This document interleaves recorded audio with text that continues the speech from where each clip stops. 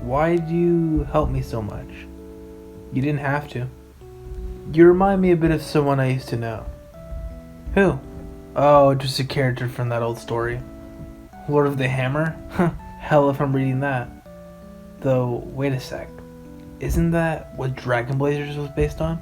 Yep. And so they changed parts of the story. Of course, the biggest fans got mad. But isn't it interesting?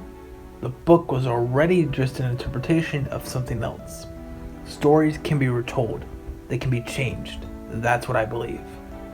The words on a wall called you a hero. Whatever you end up being, I'm sure it will be tremendous. Anyway, which Dragon Blazers character am I? Right. You are the dragon. Gerson is easily my favorite character in the entire Undertale series, and the moment I finished his secret boss questline, I knew I had to make a video about him, or else I was going to regret it forever. It was this specific sequence that really inspired me and pushed me into doing it. What I absolutely love about it is that while Gerson is talking about Dragon Blazers and Lord of the Hammer being interpretations of something else, his own dialogue is just as open to interpretation.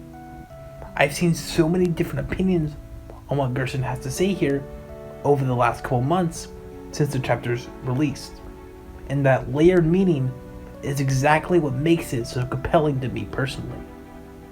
During Gerson's boss fight in chapter 4, he makes this statement about his book series. Did you ever hear that old tale? Yes, the old tale, based upon the prophecy. Lord of the Hammer. The prophecy is, of course, as we know, just the story of the actual game mapped out, and Lord of the Hammer directly parallels certain key plot points that have already happened in the game, and could be foreshadowing events to come. Take what Gerson says about chapter 1 of Lord of the Hammer, for instance.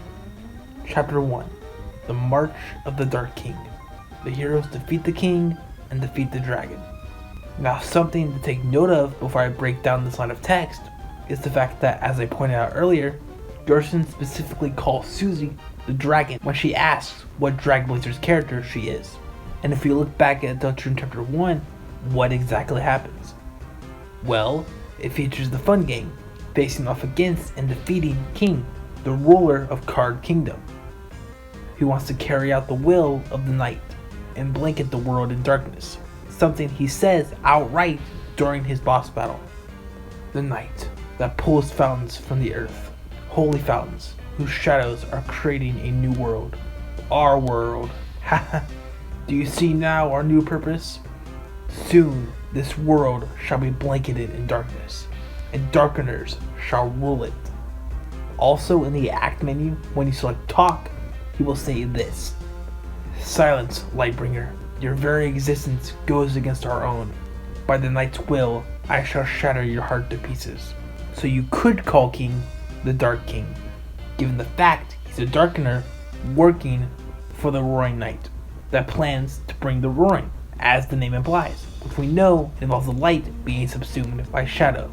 In other words, darkness, as stated in Rouse's explanation at the end of chapter 2. But outside of King, who do we also have conflict with in chapter 1? That's correct. Susie, of course.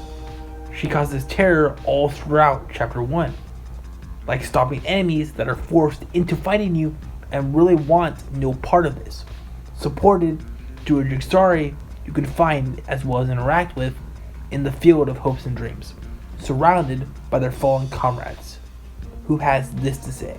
Whoa, wait a minute, even if you're my enemy, I've got to warn you, a purple beast is roaming, clobbering anyone who dares block her way. We don't even like fighting. The king left us no choice. Which prompts Rouse to respond with this. Oh, Chris, we need to stop Susie quick. Not to mention, she violently eats Top Chef's cake without permission. Something he worked very hard on to the point of putting him to sleep. Supported through this line of dialogue. My latest cake worked me to exhaustion, so I took a little nap, but a scary noise woke me up. A beast was hunched on the table, eating the cake like an animal. I spritzed it with water, and it hissed and ran off. but my wonderful cake is. Not to mention, when Susie temporarily joins your party in Chapter 1, and you end up encountering C around, if you tell Susie to flatter them, she will argue against that. What? Why the hell would I do that? It attacked us. Let's smash it before it moves. Aw, look Susie, it seems harmless. If you act nice, we might win without hurting it. Okay. Hey little guy, I really like the axe in your face.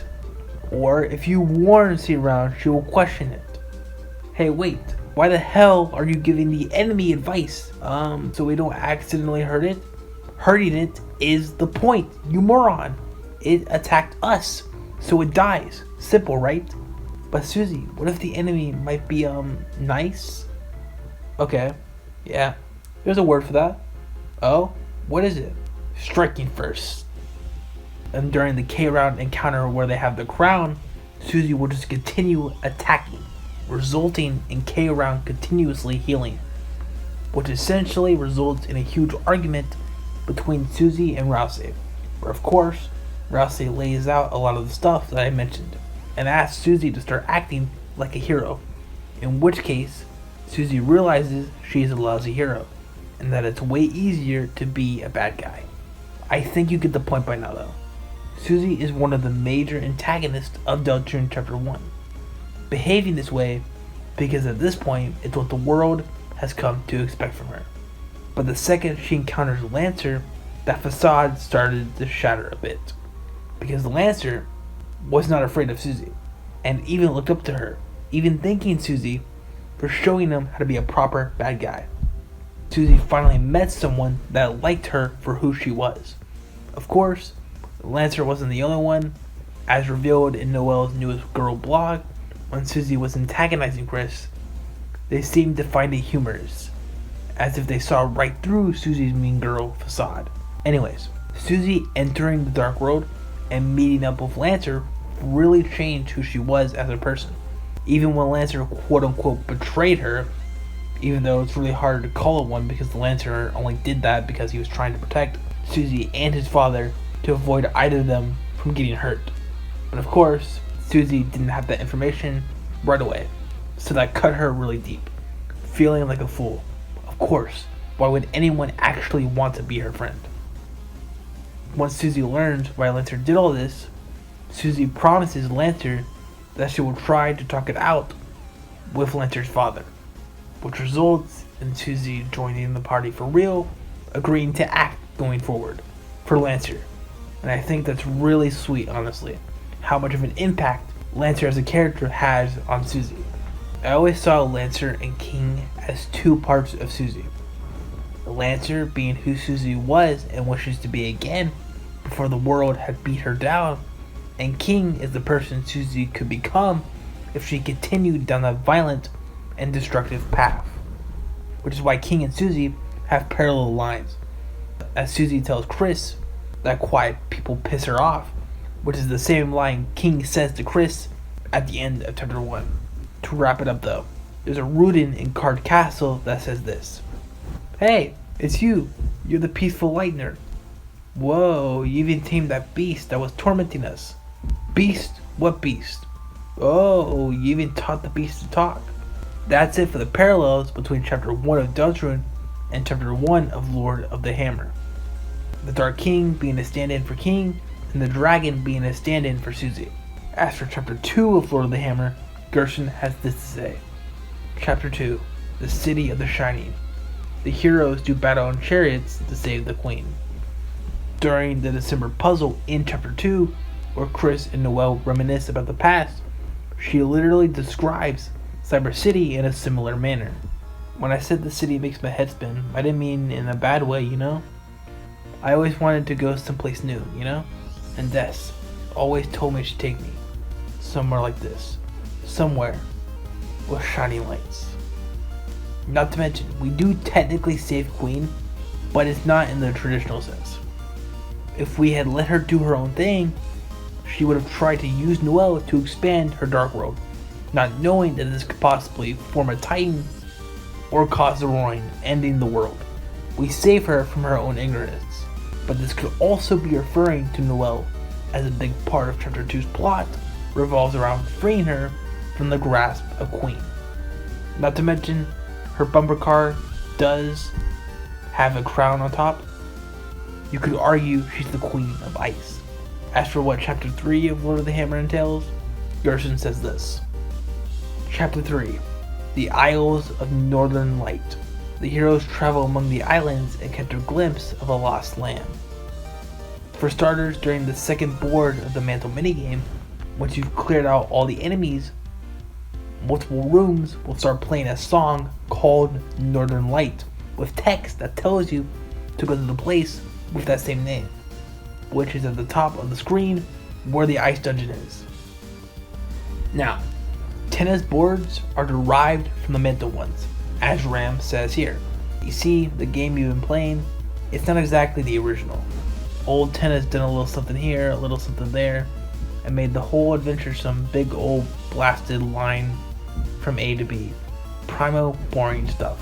They share the same map, and if you head in the direction where the Northern Lights would be in the main TV Time adventure board, Tenna will stop you from seeing what's out there, as the screen gets covered in colored bars, and the error sound plays, and then you're kicked back into the game, right next to the area you have to go in order to progress the plot, and the path to that area is completely blocked off.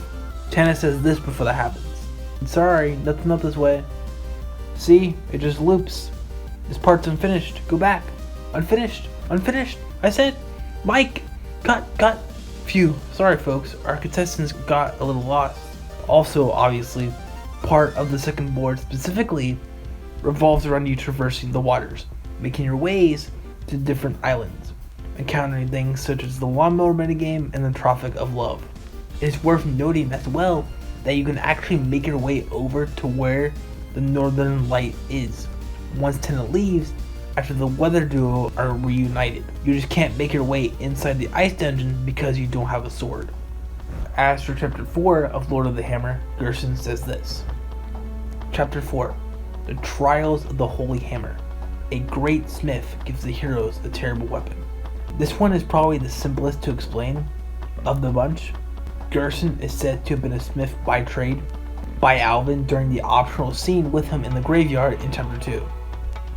And of course, as for the Trials of the Holy Hammer, if you beat Gerson, you will be given the Axe of Justice. Anyways, moving on.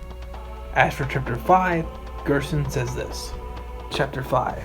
The Field of Pink and Gold. The vast garden is charred in an inferno of jealousy. There's a prophecy in Chapter 4 that reads, the Flower Man trapped in the asylum, which depicts Asgore beholding a flower.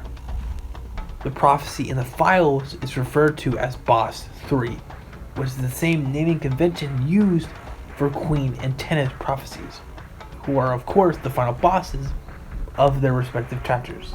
Yeah, I know in Chapter 3 is technically the night, but that's completely optional, whereas Tenna, it is mandatory.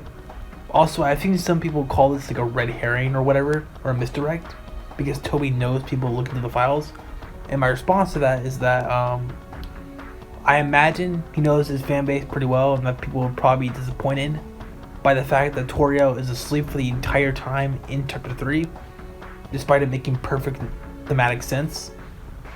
So I imagine this was a way of reassuring people that he's saving the Dreamer's importance for another chapter, most likely being Chapter 5. So that's my opinion on that.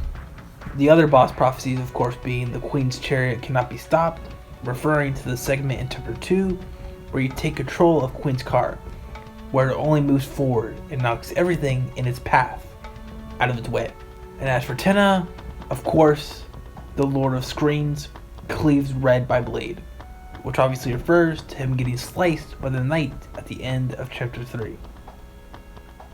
It's very likely that Flower King will be the next Dark World location, indicated by key words in Gerson's dialogue. The field and garden. Of course, Flower King is a shop that sells flowers. Well, he's supposed to be selling flowers, but this bit of text on a note we could find from Carol in the shop indicates he's not doing the best job at that. No rent received again. Stop giving away flowers. Start selling them. You have 1 month. C. There are flowers on basically every corner of that place. This being a running motif with Asgore as a character specifically. Because of course, he also has a garden in his castle in Undertale. Words like Charred and Inferno could indicate that just like in Undertale, in the Dark World, Asgore might once again have fire-related magic.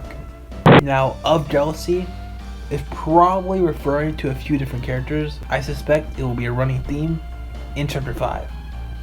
With Asgore, it's obviously referring to Sans and Toriel. Asgore has been constantly trying to win her back, showcased in the scene in Sans' shop in Chapter 2. And don't forget your ex-husband. Hello Asgore. Tori, I didn't expect to see you here, but I have some extra flowers, and I was wondering if... Oh, I was just about to go actually. Sure, home is where the heart is. Huh. So when Azrael comes home, yes, we should all discuss that together soon. Anki Donkey. This is a real thing Asgore says. Like, is this man okay? I'm in disbelief despite me putting it in the script. Anyways, say hi to Chris for me. Of course, have a nice day. You know what I want, Bowman. Yep. Free pickles. Why, thank you.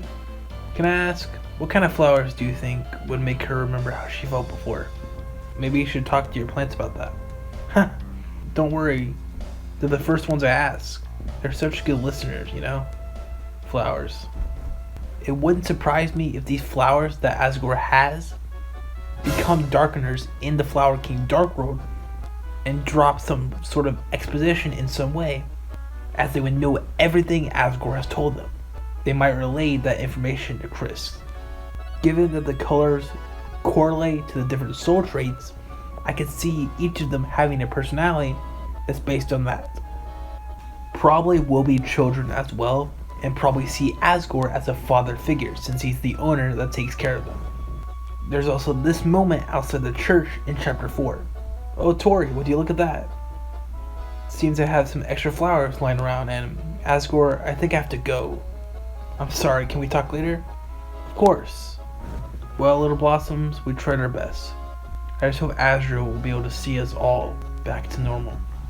Not to mention, Asgore was clearly stalking Toriel here. Like, this man needs to chill out, bro. God, I love Asgore. Anyways. And Asgore is trying to win her back, even going as far as to investigate some incident involving the night, which is shown in the Holiday Manor sections of Chapter 4. When you are in the vents, we learn that Asgore has a piece of the Black Shard, which you get from the night, and is trying to make everyone realize he was just trying to protect them. But as Asgore is trying to fix things, Toriel is instead moving on with her life and growing closer with Sans. I don't think that alone will drive him into a fit of rage. The prophecy does imply that he goes insane, so I would imagine whatever was done to Jevil and Spamton will finally be done to someone who's a plot relevant character on the main route, and is done to someone who will be the main boss rather than a secret boss this time. I think this will simply amplify whatever he was feeling and result in him going to extreme, almost dangerous measures to fix everything. But this theme of envy doesn't just apply to Asgore. I still have hope that Caddy and Jockeyton will be important, as Caddy was mentioned in the sweepstakes too, that happened right before the chapters dropped in the Rain blog post that reads, P.S. about my friend. She came over because I said I was going to play cat petters, but she thought that meant I was going to pet her. What kind of game would that even be? So I just made a cat named after her in the game and made it play metal music on the music box. I'll try not to corrupt this one. I still had to pet her a little, or she wouldn't go home. Given the topic of rain, this blog post foreshadowed the rain of Chapter 4, mentioning how Carol closed down school so Noelle wouldn't have to walk in the rain. And this also foreshadows one of the mic games you can play called the Jungler. Noelle specifically pointed out that one when talking about the names being silly. So I think it's safe to say This could foreshadow Caddy being plot relevant by highlighting the connection she has to Noelle. Caddy also has this to say about Susie in chapter 2. Golden hair, starry eyes. She is the light, laughing in the night. Taught her protection spells. Showed her occult findings. But lately, she slips into the darkness. Pris, you walk among the dark. Protect her. From Susie. I'm talking about Susie. There's also this interaction outside the library in chapter 4. Pris, you walk with the accursed beast. I warn you, you believe you are holding her leash, but you are the one being led into the dark. Meh, that seems accurate, I guess. Pris, it is too late for you. Your corruption is fatal, but promise you'll keep away from the light. Pris, keep Susie away from Noelle. Huh? Hey, you can hate me or whatever, but Noelle can hang out with whoever she wants for a ball. If you wanted to protect her, should have been at church. What? Yeah, she invited us to her house. Get over it. Pris, for long, we have been distant, but I never imagined we would be enemy clans. Talk to me no longer. Goodbye. Jockeyton and Caddy seem to also be a package deal, supported through this line. Chris, you know Jockeyton and Caddy are always partners. We're the ultimate academic duo. Ever since our first gym class, it was hula hoop day, and they ran out of hoops. So, she used me instead. That's our origin story. We seem different, but me and Caddy have a ton in common. We both like breathing and unhinging our jaws. And in chapter 4, next to Caddy, he says this: to be Susie's friend is to be the world's enemy, which is sick. I respect your game, Chris, but if you hurt Caddy's feelings, you will be a ball without a court. Don't tell Caddy, but I would neutralize her hex with my sports blessing as a mercy. Run, Chris, while you still have legs. Not to mention, there's also that Jockeyton grows a beard prophecy, which was mentioned by Toby all the way back in the Undertale anniversary stream, where they played Deltarune chapter 1. No spoilers. Jockington grows a beard. Spoiler. Sorry. He seems like he'd be able. There's also this line that an organ kick says right next to the second Jockeyton prophecy that appears, directly acknowledging Jockeyton and foreshadowing his importance. Before the clock strikes midnight, the shadow will grow. Oh, the shadow will grow. Serpentine, even when the clock ran back, the shadow was growing. A patch of shadow, slithering on. Serpentine, so saith our ancestors. Crazy fellows a lot. I think it's possible, based on Noelle's blog post, how Caddy thought Noelle was going to pet her and wouldn't leave until Noelle did pet her. It's possible that Caddy has some feelings for Noelle that she isn't able to express that well. And it's possible a lot of Caddy's disdain for Susie could be because of jealousy, because of how close Susie and Noelle are becoming, supported by her surprise about Susie going over to Noelle's house, which seems perfectly normal considering the cast are teenagers. Seems like a reasonable thing that might happen. Additionally, despite Susie's change to the town, she's still viewed as largely the same bitter kid she was in chapter 1, which would apply to Caddy, resulting in her continued distrust of Susie. I feel like this is all to set up a very obvious rivalry of Caddy and Jockeyton, similar to Birdley's role in chapter 2, as he also wanted to protect Noelle from Susie, but later learns to appreciate her. I do think in this case though, based on Caddy using Jockeyton as a hula hoop, I imagine Caddy will just use Jockeyton as her weapon in the Dark World. And of course, outside of Asgore, outside of Caddy, for the Envy theme, I think this will also apply to Rousey as well. As Susie is obviously becoming a better healer than him, he might feel a certain type of way. Obviously, a big part of Rousey's character is learning who he is and becoming his own person. There are definitely many positive emotions that come with that, but also a lot of negative ones. I think it would be cool to explore more of that, even if Rousey might feel terrible for being envious of Susie. I know in chapter 4, he seems very supportive of Susie, but I imagine chapter 5 could be a flip on what we saw in chapter 4, where Susie was bad at healing and Rousey told her not to heal by herself. Obviously, Susie ended up feeling like she wouldn't be as good as Rousey and gave up, until Gerson knocked some sense into her. I think we could see a flip on that, but this time from the perspective of Rousey, as he's processing a new emotion. I mentioned some of this in my Shadow Crystal video a while back, but this was the perfect chance to go fully in depth with the parallels between the game's events, that being the prophecy, and Lord of the Hammer. A lot of Lord of Hammer is derived from the prophecy, which brings me back to how I originally started this video, and what I was talking about with that bit of dialogue from Gerson, having multiple interpretations, is the literal one the game points out. The other one the game literally shoves in your face is that of Dragon Blazers, that being based on Lord of the Hammer, which is based on the prophecy.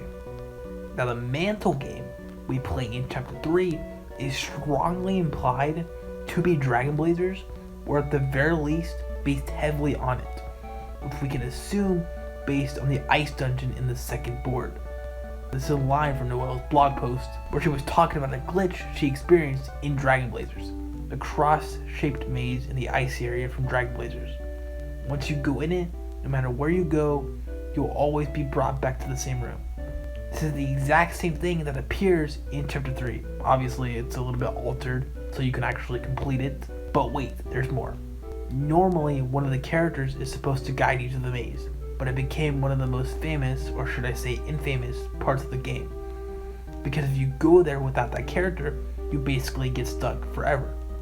The developers actually say something about this in the manual. It warns you this glitch is actually one of the bad guy's magic spells. Yeah, sorry guys.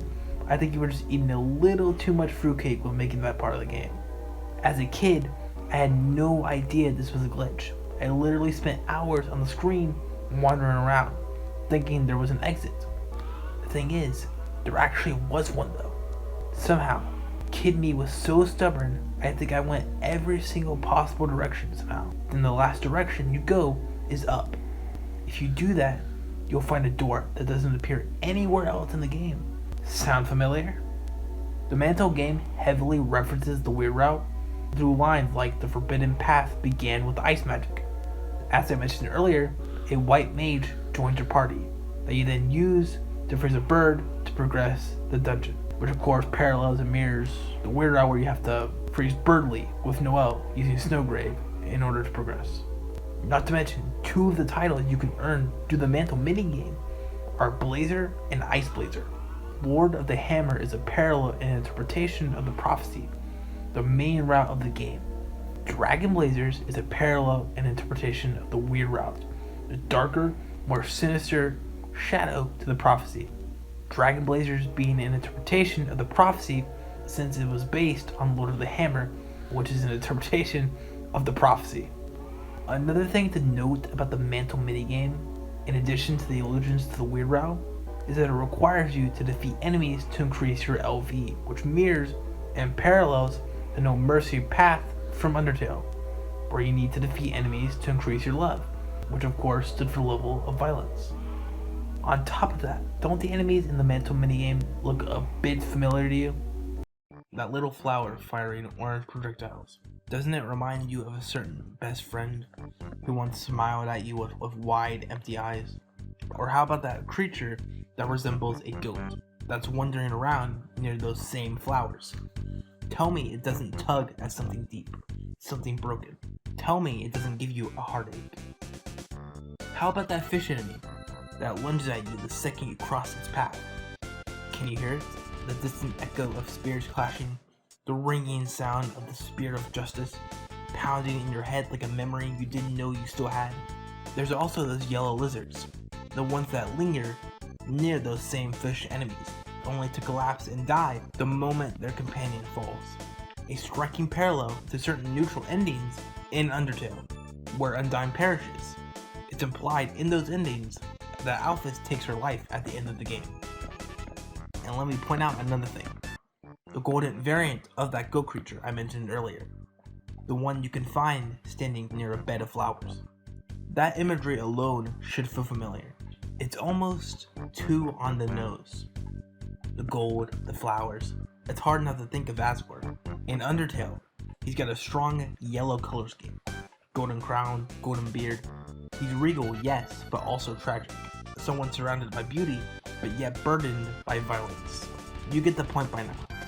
Anyways, there was this theory that had been floating around for a bit after the chapter's released that attempted to argue the fact that Noelle was actually the girl in the prophecy rather than Susie.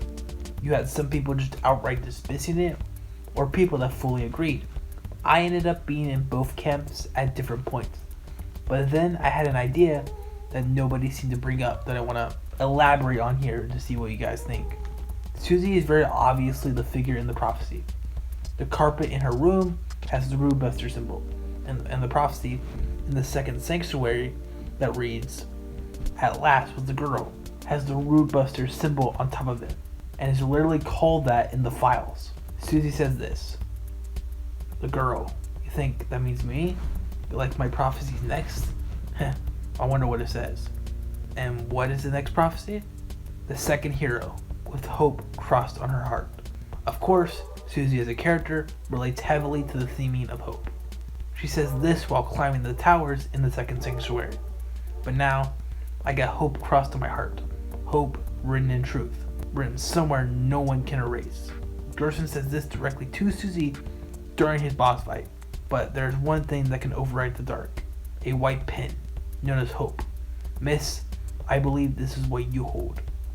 Rase says this to Chris at the end of chapter 4, highlighting the fact that Susie inspires hope into others. I want to believe again. I want to believe it can change, that there isn't just one ending. Susie's hope, her naive hope. It's infectious, isn't it, Chris? So until we see fate with our own eyes, let's believe too. The menu theme for chapter 4 is a play on what the prophecy about the girl says, as well as what Susie says. It's called "With Hope Crossed on Our Hearts." And the Japanese translation for "love found its way into the girl" uses the I kanji instead of the English word love, despite using love other times in the game, which clarifies it's not talking about LV. Now, I agree with all this. It all points towards Susie being the normal hero of the prophecy. However, despite this, I do believe Noelle can also be the second hero of the prophecy. Allow me to explain what I mean by this, and why not everything is as black and white as it might appear. It doesn't have to be one way or the other. It's as simple as it just being the both of them. I think there's a very intentional vagueness created here by Toby when it comes to the girl in the prophecy. Like Rase's prophecy literally calls him the Lonely Prince. Chris's prophecy is literally described as the cage with human soul and parts. There's such specifics with these two, but with Susie's, it's just the girl. Well, and when we tied Susie to the theme of hope, it's interesting to me that it's more abstract. Like with Rase's prophecy, he gets his title, as well as describing him before he met Chris and Susie, labeling him as lonely. And with Chris, it of course references the human soul. Outside of Chris, we're vulnerable, and we're not in control. Chris is vulnerable too. Chris seems to run in some kind of low power mode without us, and it's implied they can't survive without us. As the phone call in the kitchen of the Holiday Manor seems to imply, Chris will die without the soul. And of course, they can't steal fountains or even enter it, I'm pretty sure, without it either. We rely on each other, and that's why the game treats us as one entity, two halves of the same whole. The human soul and the human vessel. Together, we make the cage.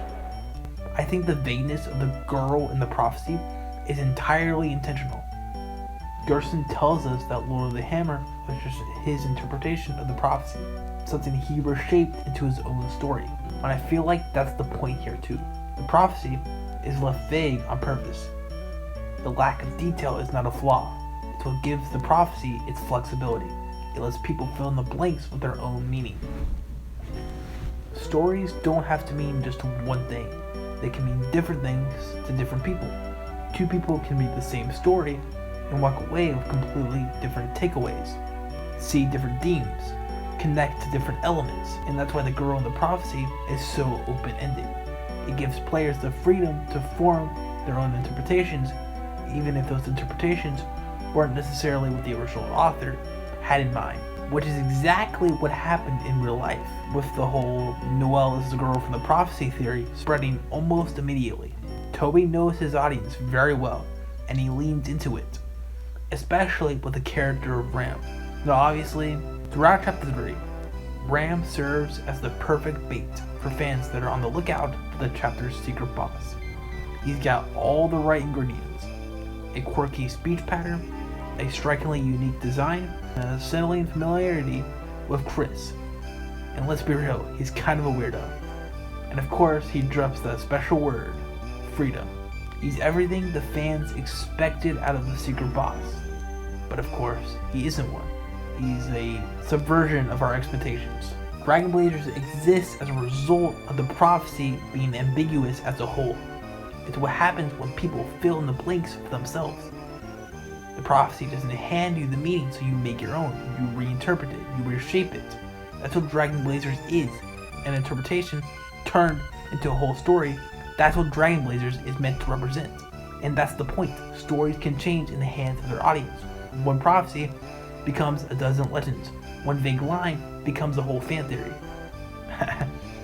As we just discussed, the girl might be Susie, the girl might be Noelle, but the fact we're even having this debate, that both sides have real weight behind them, that's the point.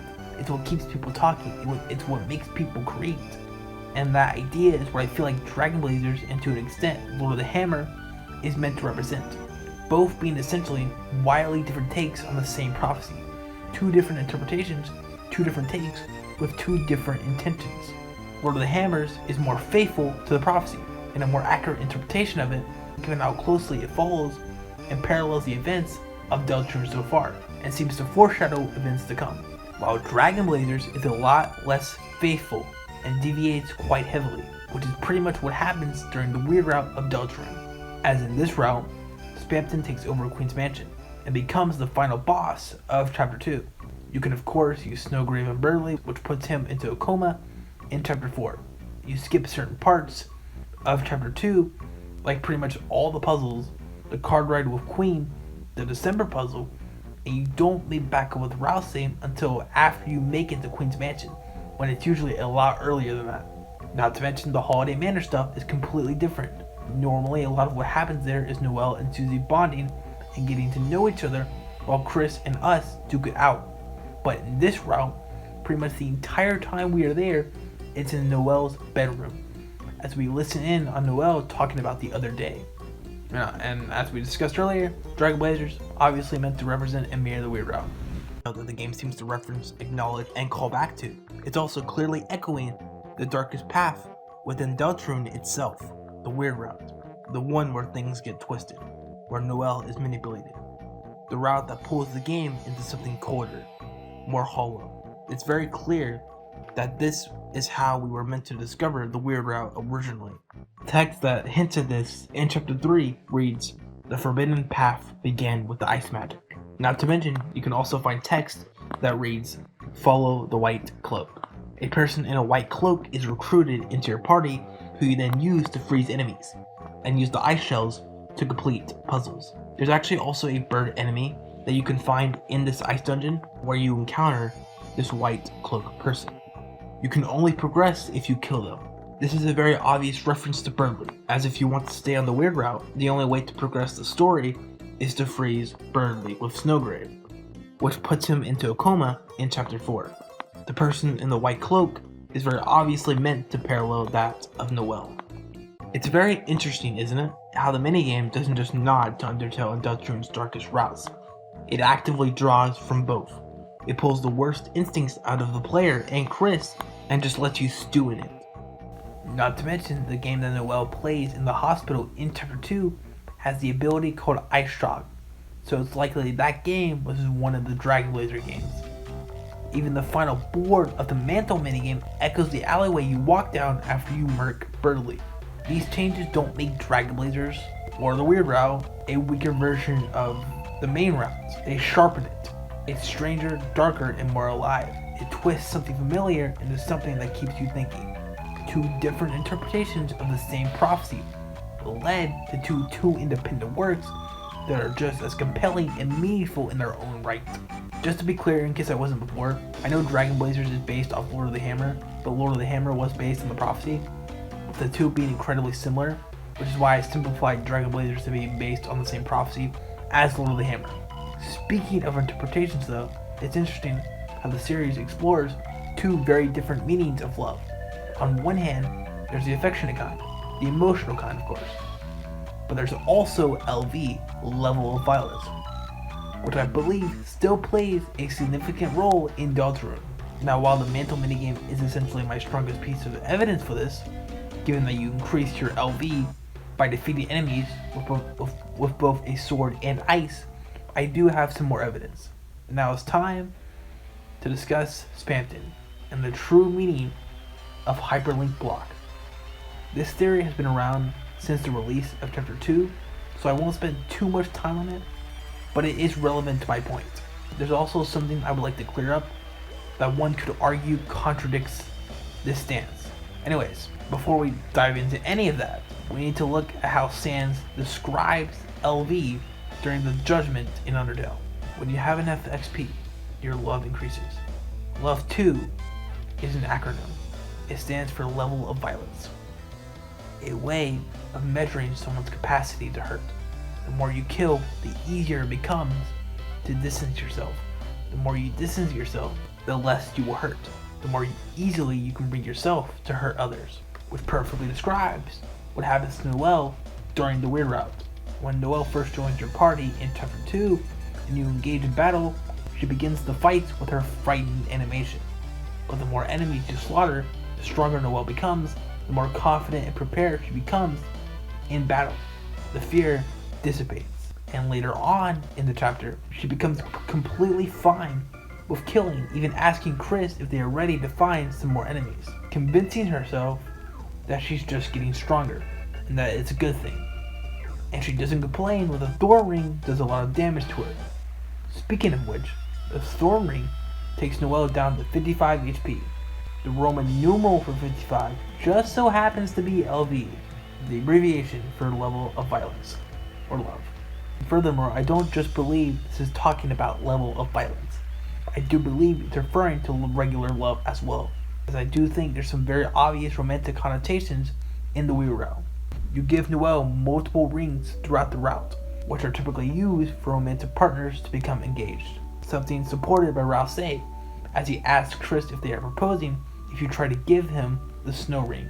Note, Rouse's reaction to the snow ring in Chapter 2 can only be seen by starting or aborting a Weird Route, since the snow ring cannot be unequipped without equipping a different ring first. And the only way to obtain additional rings in Chapter 2 is the Weird Route. And not to mention, to even get the freeze ring, we have to insist that Chris and Noelle are something else that isn't friends. And of course, only in this route can you interact with the Ferris wheel billboard twice, both times telling Noelle she'll ride with you. Ferris wheels are of course tied to romance, as the Ferris wheel we see Susie and Noelle ride later on in the normal route of Chapter 2 has heart-shaped carts. Not to mention, one of the options that Susie has during the ride is point and hearts come out. Hearts obviously being tied to romance. Ferris wheels in general are very common date spots for couples. Notably, in Chapter 4, in the normal main route, it's Susie and Noelle that are going to the festival together. But in the Weird Route, it's Chris and Noelle that are going to the festival together. What I mean to say is obviously when Spamton has his line about making love, I think it's more of a metaphor rather than referring to the actual definition. To simplify it, it's really just a phrase often associated with romantic partners. When Spamton says this line, he's specifically talking to Chris. Now I believe he's saying something along the lines of Chris and Noelle becoming a romantic pair due to us forcing that into reality. So that's what I believe he means by making love. We are making love in that way. Making a couple, I think, is the best way to put it. And in the Weird Route, we use Noelle to become stronger. As I mentioned earlier, in Undertale, you get stronger by killing enemies to increase your love. Spamton even parallels the No Mercy route by saying 4 left, something he actually calls out in battle. And of course, in Undertale, if you interact with save points, you are told how many monsters are left in the area for you to slaughter. So this line could also carry that meaning as well. We have been making love as an LV by destroying everything we can find. We are making, producing, and increasing our love by freezing all these enemies. So assuming hyperlink blocked is love, it's a double meaning the affectionate type of love, or love, as in LV. It's used this way throughout the weird route, being interpreted in both ways, and the line makes complete thematic sense under both contexts. Also, when he goes to the hospital in the light world, Noelle notices Chris first, which is the opposite of how it usually is throughout Chapter 2, suggesting a shift in romantic priority in Noelle's mind. Not to mention there's also this line for Spampton. It's you and that Hoochie Mama you've been making, you've been making hyperlink block. I love Spampton, but man, he's a weird guy. Not to mention, Spampton's line when you first meet him that reads, "You want it, you want hyperlink block, don't you?" mirrors the line that Fly has again when you first meet him. Your soul starts off weak, but can grow strong if you gain a lot of LV. What's LV stand for? Why, love, of course. You want some love, don't you? Don't worry, I'll share some with you. Since increasing your LV makes you powerful, it makes sense why Spampton would want it, as he might see that as his ticket to reaching freedom. Spampton offering love to Chris, who he sees a bit of himself in, who's just as lonely as he is, was probably foreshadowing for him wanting to fuse with Chris's soul. Hope that gives you the gist. You can probably watch Jaru's video for a better in-depth analysis, as I still believe it holds up incredibly well. There is that pesky Valentine's Day letter when Spampton mentions love. Now, first of all, I could dismiss this as simply being non-canon, as Toby said in one of the final newsletters before the chapters drop, that he doesn't believe anything outside of the game to be canon. But I want to try to give more of a satisfying answer. Sans makes a point to distinguish affectionate love, which is lowercase, from love, as in level of violence, through this line of dialogue. You never gain love, but you gain love. Does that make sense? When he's talking about love, as in level of violence, it's capitalized. But when he's talking about the affectionate type of love, the type of love that's used inside the Valentine's letter from Spampton, it's lowercase. Spampton is hyperlink blocked on love, with it simply being a double meaning for the affectionate type of love. As well, it being blocked implies it's a bad thing. You increase your love by defeating enemies, some of which didn't want to fight you to begin with, or in the case of Deltarune, start actively running away from you once you've made the choice to start going out of your way to freeze everything in your path. Also, in that letter, he mentions a real-world virus, so I don't think that counts. Basically, he can say love, as in the affectionate type of love, but is unable to mention it when referring to level of violence. If you want a more in-depth look, like I said, you can go watch Jaru's video on the topic. That being said though, I'm not the biggest fan of how he tries to imply Chris is doing all the Snowgrave actions and not us, which is crazy to me, but whatever. But the actual theory of love being hyperlink blocked is still very good. Not to mention, in the second sanctuary, the one that's specifically created by Susie, you run into a philosopher that has this line: "Haven't you heard of hyperlink block? Love finds its way into the girl," appearing everywhere throughout that sanctuary. While the intended meaning of love in the prophecy is most likely affection-based, especially when considering the Japanese translation, it's important to recognize that Deltarune often plays with layered meanings. In the weird route, if we assume hyperlink block is love, right?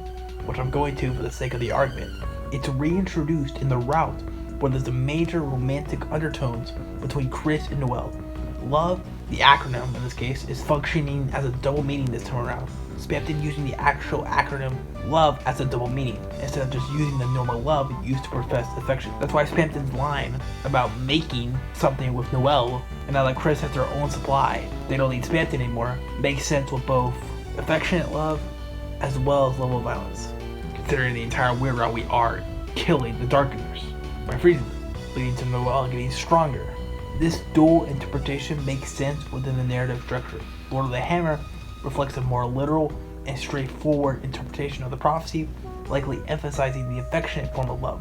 Meanwhile, Dragon Blazers, with its numerous deviations and subversions, could represent a twisted alternate understanding where love is reinterpreted through the lens of violence and corrupted affection. So even if the original prophecy leans towards emotional love, the Weird Route's themes, along with the way Dragon Blazers reimagines the story, support the idea that love carries a double meaning, one that bridges both affection and aggression, just as the route itself blurred morality and emotional boundaries. You have been making, haven't you? Sliding in love here makes sense when referring to either love as an affectionate or level of violence. As you know, Chris and Noah are becoming much closer as a romantic item as a result of her actions. But it also works with making love, as in LV, you've been making violence. Because you have been murdering everything. So it works as a double meaning. He also calls Noah like Hoochie Mama right after that. So yeah, love, much like the prophecy itself, is open to interpretation. While the intended meaning may lean towards emotional affection, the series constantly shows that love can take on much darker forms, especially in its weird routes. Dragon Blazers illustrates this perfectly, showing how stories, just like the prophecies, can be reimagined or even twisted. Whether it's the affectionate kind or the violent acronym LOVE, reflects the duality at the heart of the series. Lord of the Hammer clearly reflects the main route, so it's only natural that Dragon Blazers, with its many deviations, would mirror the weird route instead. And considering how Undertale already redefined love as something violent and twisted, it's not hard to imagine an in-universe creator doing the same thing within the world. Stories evolve, prophecies get distorted, and the idea of love being reinterpreted as something dangerous isn't just possible, it's a precedent. You know what really made me afraid of basements? Like the underground levels from Dragon Blazers. The music just repeats over and over again. Oh yeah, that was weird. You played it? Yeah, only 2 as a kid. Got it from the Lost and Found, even though it wasn't mine. I played it secret style, so I wouldn't get in trouble. Oh my gosh, same. I played 2 with my dad, but there was like this evil route my parents didn't know about. I always played it secret so they wouldn't take it away. Dude, I think I did that by accident. Huh? You did the evil route by accident? Yeah, didn't know you could be nice. So I was just killing everything again, pissed. Why the hell is everyone mad at me? Pretty sure I do it the good way now. A game where you have the option to be nice, but also allowed to kill everything in your path, with everyone hating you for it. I really do wonder where I've seen that before. Dragon Blazers is simply just a different interpretation of who the girl in the prophecy is, allowing both Susie and Noelle to be the hero. I made the case for Susie earlier, here's the case for Noelle. Girl in the prophecy, the second hero with hope crossed on her heart, is depicted holding a sword, something Noelle is capable of doing as she can equip the Black Shard as well as the Jingle Blade, something Susie is not capable of. Rousey points out how the girl is meant to wear ribbons, something that Susie rejects, while Noelle happily accepts and can equip them. You can probably see where I'm going with this. In the weird route, Noelle allows herself to be used, explaining why Spamton called her a Hoochie Mama. Love finds its way to the girl. This of course refers to level of violence, despite, the transition highlighting otherwise, but as we discussed, level of violence and actual love seem to go hand in hand. Spamton uses it as a double meaning. Essentially what I believe is that Susie is definitely the intended hero of the prophecy, with Noelle simply being an alternate interpretation of the hero, especially since she's a lot more important in the weird route. Not discounting her importance in the main route, but in the weird route, she literally becomes part of the meta narrative as we literally speak to her, and she can hear a voice that isn't Chris when they are down in battle. Obviously that's ours. So yeah, not to mention the light world prophecy is implied to be a lot more vague compared to what we actually see in the dark world, hence why it's said it's only whispered among shadows. It doesn't even seem to have pictures as pointed out by Caddy. They're these heroes and they're so cool. They have swords and stuff. And there was this one, Horns. He's honestly so cute. I mean, there aren't any pictures, but I don't know why. I just imagined him as cute. The prophecy text we see in the dark world makes no mention of Rousey having horns, while the light world version does, despite having no accompanying images. This suggests that neither side have the full story. More likely, both the light and dark worlds only have fragments of a much larger prophecy that's scattered across space and time, just as Rousey implies at the beginning. We also have to keep in mind that we haven't seen the prophecy in its entirety. The in-universe version could very well be pages and pages long, with details that never make it into either version, so it's probably not meant to be a one-to-one match between the two, more like different shards of the same truth, which makes sense considering who's implied to be behind it.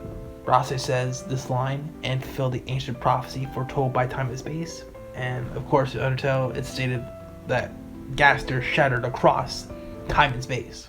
I bring this up to highlight the fact that they don't have the full idea of the prophecy, nor do they have any images to use. The extra layer of vagueness creates more room for there to be varying interpretations of the prophecy. Apparently, Cat Pedders RPG is a ripoff of Dragon Blazers, which could retroactively make Cat Pedders another interpretation of this goddamn prophecy. I'm not going through that rabbit hole, I'm deep enough as it is. Like, man, is there anything in this universe that isn't derived from the prophecy? Like, to give you a picture, right? Deltarune follows the prophecy. The prophecy describes Deltarune. Now moving on to Lord of the Hammer in the Light World, which was inspired by and parallels the prophecy. Dragon Blazers was inspired by Lord of the Hammers and is also a parallel to Deltarune. Then we have Cat Pedders RPG, a ripoff of Dragon Blazers and its spin-off Cat Pedders. Then moving on to the Dark World, we have the Mantle minigame, which is created from memories of Dragon Blazers and parallels the Weird Route, with TV Time being a modified version of that game. It being the game you naturally play as you progress the story, probably implies that it's a part of the normal prophecy. Obviously, these games can't be exactly like Dragon Blazers, as they are far too personalized towards Chris. They just pull from the games, as the Dark World was created by Chris. It makes sense for it to represent them and manifest things from their memories and represent aspects of themselves. Like Eero, for example, is a representation of Chris's intrusive thoughts, and specifically calls them out, trying to get them to submit to their violent tendencies, even referencing the Weird Route. Oh, you found that too? Perfect, just perfect. Thanks for all your hard work, Chris. Chris, oh Chris. Is it fun playing around like this? That's why you're searching for them, aren't you? The shadow crystals and the shadow mantle that I'm holding? Do you honestly think it will get you what you want? No. Part of you is enjoying this, isn't it? The same part of you that enjoyed yesterday, knowing that you could say it wasn't really you. Oh, don't make that sour face. I can see in the dark, you know. The question is, can you? There, that's what I wanted to see. Flickering red, like pretty little flames. Your eyes can't hide it, Chris. Without play, the knife grows dull. Well, enough of that. We both have work to do. So if you want this mantle, hurry up and take it. If you can reach it, that is. Of course, there's also this line from the Pippins in the TV Time Adventure board. I am the lost Pippins. On behalf of the toys you lost on the couch, a secret. The cactus that lived upstairs loves you. It has a key underneath it, so please push it aside. Good, you pushed it aside. It's important to push your loved ones away sometimes. And you know, the quizzes relate to Chris's personal life, ask you what their favorite food is, Azrael's favorite characters, Mashing Fighters. You get the point, but I felt I needed to clear the air in that regard. Now, outside of the literal interpretation of Gerson's dialogue about stories being retold and reshaped, that of course being Dragon Blazers and Lord of the Hammer, there's also the metaphorical ones, such as AUs. AUs are literally described as, in fanfiction, AU stands for alternate universe. It refers to fan works that deviate from the established canon, the official story, of a particular work, often by introducing big changes to the plot, characters, or setting. AUs being the exact same thing as Lord of the Hammer, reimaginings of their source material. For example, Undertale, created by Mimi Pippin, is an AU where Undertale is in a space setting instead of the underground. The characters all have star-themed attire, attacks, and themes. There are many capes and long, draping clothes, much of which is white, gold, and deep blue, like the night sky. The official canon of Undertale is stated to follow the exact same theme as the Undertale game's playthrough. However, unlike Undertale, the human versus monster war resulted in monsters being banished into space, specifically on a moon, instead of the underground. Possibly the perfect example of this idea, because Undertale is very different from Undertale and distinguishes itself by giving it a new vibe and a new atmosphere. Or what about Story Shift, created and owned by Voltra, where the characters are shifted so they fill in different roles in stories without changing their personalities or species. Story Shift explores the effects of playing characters in different roles, how they act, and the consequences of their actions on themselves and the world around them. Or you can even argue Undertale Yellow. Obviously, it's not really an AU. The intended goal was to serve as some sort of prequel to Undertale, but it's still an interpretation of Undertale's lore that hasn't been explored yet, or probably will never be explored, taking the little we knew about the human that fell before Frisk and building upon that. In Undertale Yellow, the fan gamer reclaims the yellow soul and turns it into a character. Clover is the sixth human and the literal embodiment of justice. Using a revolver donning a cowboy hat and making their moral stance the core of the story. It's not official canon, but it shows how fans and creators have built a story around that trait. Justice becomes agency, violence becomes interpretation, and the soul is the voice. Of course, given how huge it became, there are bound to be people hating it just for that alone, trying to tear down the game that was built with nothing but love. Ridiculous, by the way. I think the biggest one was people trying to argue that Flowey wasn't born till after all the humans fell, which is never actually stated anywhere in Undertale. But who cares? I'm not here to argue about canon, essentially, because who cares if it doesn't stick to 100% accurate canon?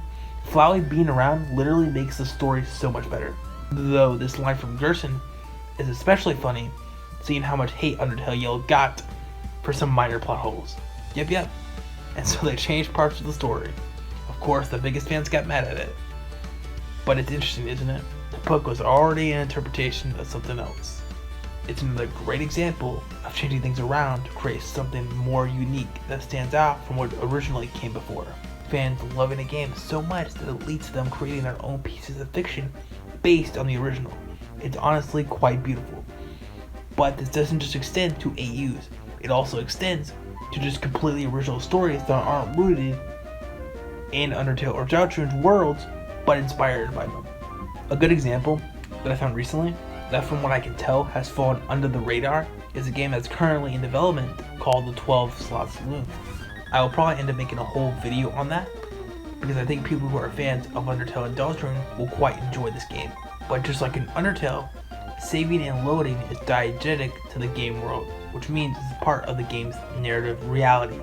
What makes the game stand out, however, is in Undertale, the most involvement that saving and loading has in the actual plot is certain characters acknowledge your ability to do so, or you might have to do it to get the key to Sans' room. Or on the Omega Flowey boss fight, Flowey will save right before it actually starts, as if he knows he has a chance to lose the battle. So he can of course reload. And then of course once you make it to the end of that, he will of course save and reload to coup you over and over again. And the 12 slot saloon uses the various save slots that you have to solve puzzles or problems that you encounter within the world. Along your path, you'll come across some strange objects. If you look closely, you might notice that some of them are glitchy. When something is glitchy, it usually means it's not affected by save data. Now, let's look at this simple gate. When you flip the lever outside, one gate opens while the other closes, making it impossible to move forward. But if you look closely, you'll notice the lever is glitchy, which means it isn't affected by save data.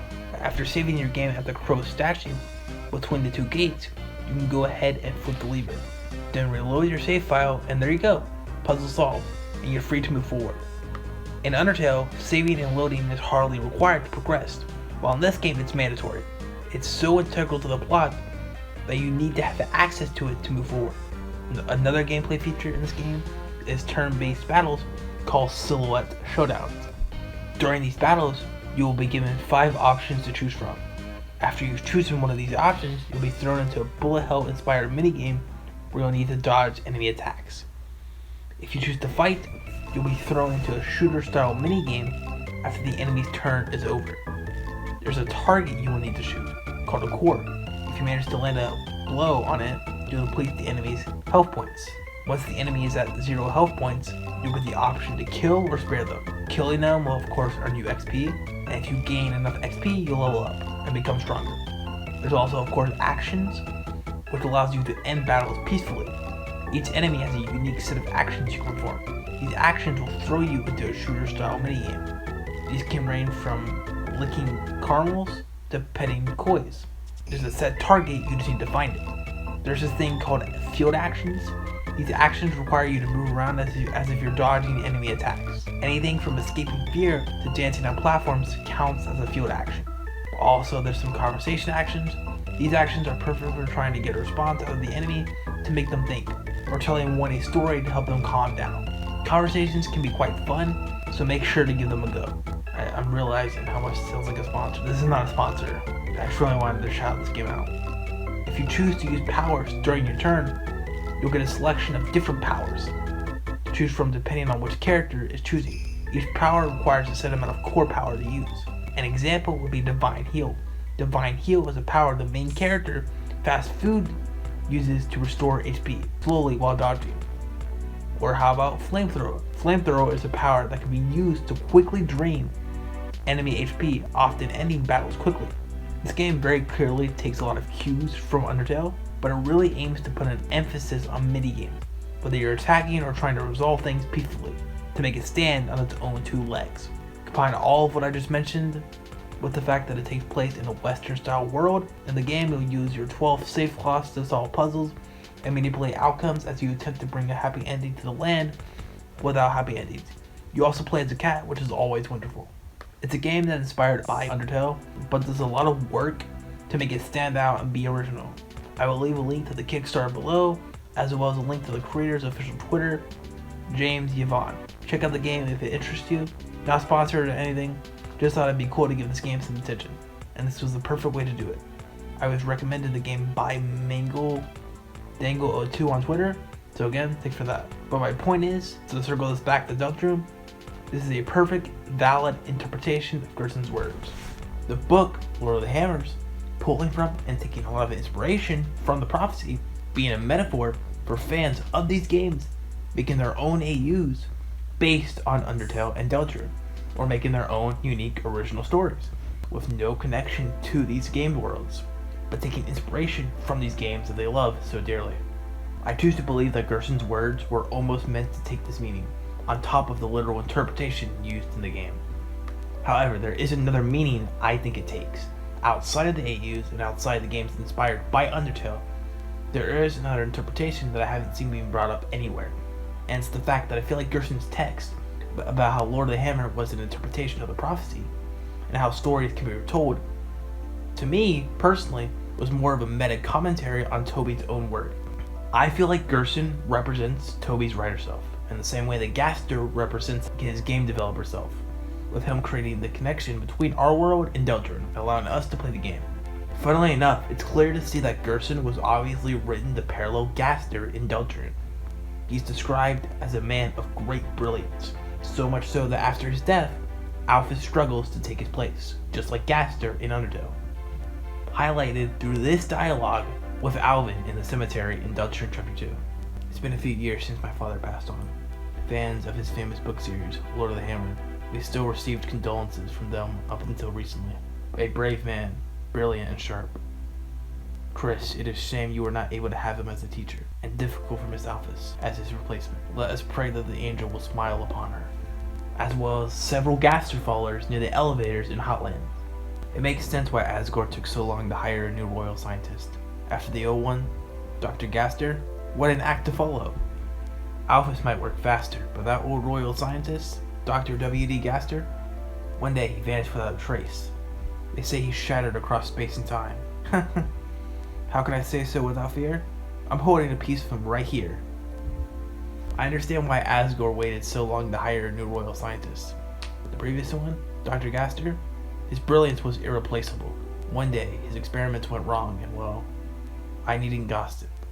After all, it's rude to talk about someone who's listening. The reason behind this was because Gerson was an author of fiction, highlighted by Alvin, once again in the cemetery. He began writing history, and made a turn into telling stories, as a means to entertain his children. That such a story, created for such a simple purpose, could blossom into such a large, wonderful, world-changing thing. That is the majesty of words, Chris. My father was blessed to have such a talent for writing. As well as this exchange in the library with Susie in Chapter 2. It's the Lord of the Hammer series. Chris, you read that nerdy stuff? Giant swords, hammers, bloody battles. This brilliant man then got swallowed up by his own creation, as pointed out by Gerson himself in his boss fight in Chapter 4. The story, it became so grand, so overwhelming, some say it swallowed up the author himself. And of course, it's stated in Undertale, by one of the Gaster followers, that one day he fell into his creation, that of course being the core. They say he created the core. However, his life was cut short. One day he fell into his creation. Will Alphys end up the same way? I'll dive deeper into game dev Gaster later into this video, but for right now I want to keep the focus on Gerson. I just wanted to point out that Gaster and Gerson feel like two sides of Toby's creative mind split into separate characters, who are meant to mirror and parallel each other. I feel like this idea is cemented by the fact that if you interact with a bench in the cemetery at any point, you will get this text: Gerson Boom Memorial Bench. Throughout my career, some of my best ideas came from dreams. Take a rest here. If anyone asks, you're writing. This line of dialogue, to this day, is my favorite thing that has been written inside this game, out of all 4 chapters. And it feels very underrated, but it also echoes the story that Toby told, which explained how he even came up with the idea for Deltarune. Toby had this to say in an interview he did in 2019 when Deltarune Chapter 1 was getting ready to release on the Switch. When I was living away from home while I was in college, I lost my physical condition. I couldn't get any medicine and I was sleeping with a high fever. I had a very clear dream. It was a dream of the ending of the game, and since then I've been obsessed with the idea that I have to make that game. So I tried to make it once a year. I like the artist Keno Tynes. So I tried to make it. I like the artist Keno Tynes I found on Tumblr very much, and I used the character designs of that person. But at the time, I gave up development without completing a single room. However, some of the songs I wrote at the time became the background music of Undertale. For example, the song Heartache was originally titled Joker Battle, and Bone Trazzle was going to be the main theme of battle. When I was looking for funds for Undertale on Kickstarter, I decided that if I could complete Undertale, I would make the next game a mix of Undertale and the dream idea. Anyways, I couldn't help but play what I saw in the dream at the time. I don't know if it's interesting or not, but I still thought I had to make it. To put this into perspective, you could swap out the Prophecy or Lord of the Hammer or even Dragon Blazers with any of Toby's inspirations, because at the end of the day, that's what Deltarune is, and to an extent, that's what Toby is doing too. Just like Gerson, Toby came up with an idea for a story through dreams. And just like Gerson, he took inspiration from something very vague, something bigger than himself, then reshaped it into something new. Gerson took specific elements from the Prophecy and used them to create his book series, Lord of the Hammer. It wasn't a direct retelling, it was his own interpretation of the Prophecy's meaning. He repackaged the parts that spoke to him and turned them into something original, something that within the world of the game ended up changing the world. In Gerson's own words, stories can be retold, they can be changed. That's why I firmly believe Gerson is meant to be a stand-in for Toby. They're both storytellers, drawn from things that moved them, whatever form that took. They took inspiration and shaped it into something original, something that left an impact, something that in turn inspired others to create their own stories. For Gerson, that thing that inspired him and what he took a lot from was the Prophecy. But what about the man that created the game series? What inspired him? What did he take a lot of inspiration from? Well, that's what I want to talk about now. Let's begin with a little known game that you might have heard about, a game that actually has a remaster releasing soon as of me writing this video, a remaster that Mr. Toby Fox himself is actually working on and composing music for. Of course, I'm talking about none other than the game known simply as Off, developed by Mortis Ghost. One of the most overlooked yet compelling parallels between Off and Toby Fox's work, particularly Deltarune, is the concept of the player using a vessel to purify corrupted spaces. In Off, the batter is an obedient vessel, acting on the whims of the player, purifying zones in the name of some higher purpose. There's a clear divide between the player and the character, which is directly acknowledged in the game's narrative. Undertale flirts with this concept too, though it's less explicit. Whether we're offering mercy or destruction, we end up purifying different areas in a more metaphorical sense, with the morality of our purification differing between each path. One path purifies by offering mercy and forming bonds, while the other path purifies through destruction and extermination. The latter, being the no mercy route, holds more similarities to Off, where we erase entire regions, almost like wiping out corrupted zones. But this idea of using the vessel to carry out a mission feels even more deeply embedded in Deltarune. Our purpose as the player is to guide Chris, our vessel, to seal dark fountains, just like our purpose in Off to aid the batter, our vessel, to purify the zones. In Deltarune, we provide what is often described as heavenly light, pushing back the creeping chaos of the Dark World. And when confronting the Titan spawns, the game literally uses the word purified as we banish them. Another strong connection between Off and Undertale, especially in the no mercy route, lies in the gradual unraveling of identity and control. In both games, you begin thinking you're the protagonist, the one meant to enact justice or fulfill a righteous purpose. In Undertale, you might assume the character you named Kara is the one you're playing as, only later to learn it's actually Frisk, a completely separate person. The real Kara is revealed to be something else entirely, a hidden presence, a shadow behind the choices. During the No Mercy route, the illusion of heroism starts to fracture. You think you're purifying the underground, eliminating hostile monsters, many of whom don't even want to fight, but by the end, it's clear you're not a hero at all, you're the villain. You're judged and punished by Sans, before ultimately being confronted by Kara, who represents the culmination of your decisions. They speak directly to you, and you're left with no choice, align with them or reject them. But in that moment, it becomes clear they were never truly the protagonist either. Just like you are not the hero, they are not the savior, they are a reflection, a product of your actions, not a guide. The illusion of control shatters entirely. No one was ever who they seemed, and the roles you thought you were playing, hero, purifier, chosen one, were never yours to begin with. They're not your avatar, they're your consequences. Similarly, like Off, where the batter seems like a noble figure until his true nature becomes apparent. He's not entirely noble or righteous, just someone who carries out a mission handed to him.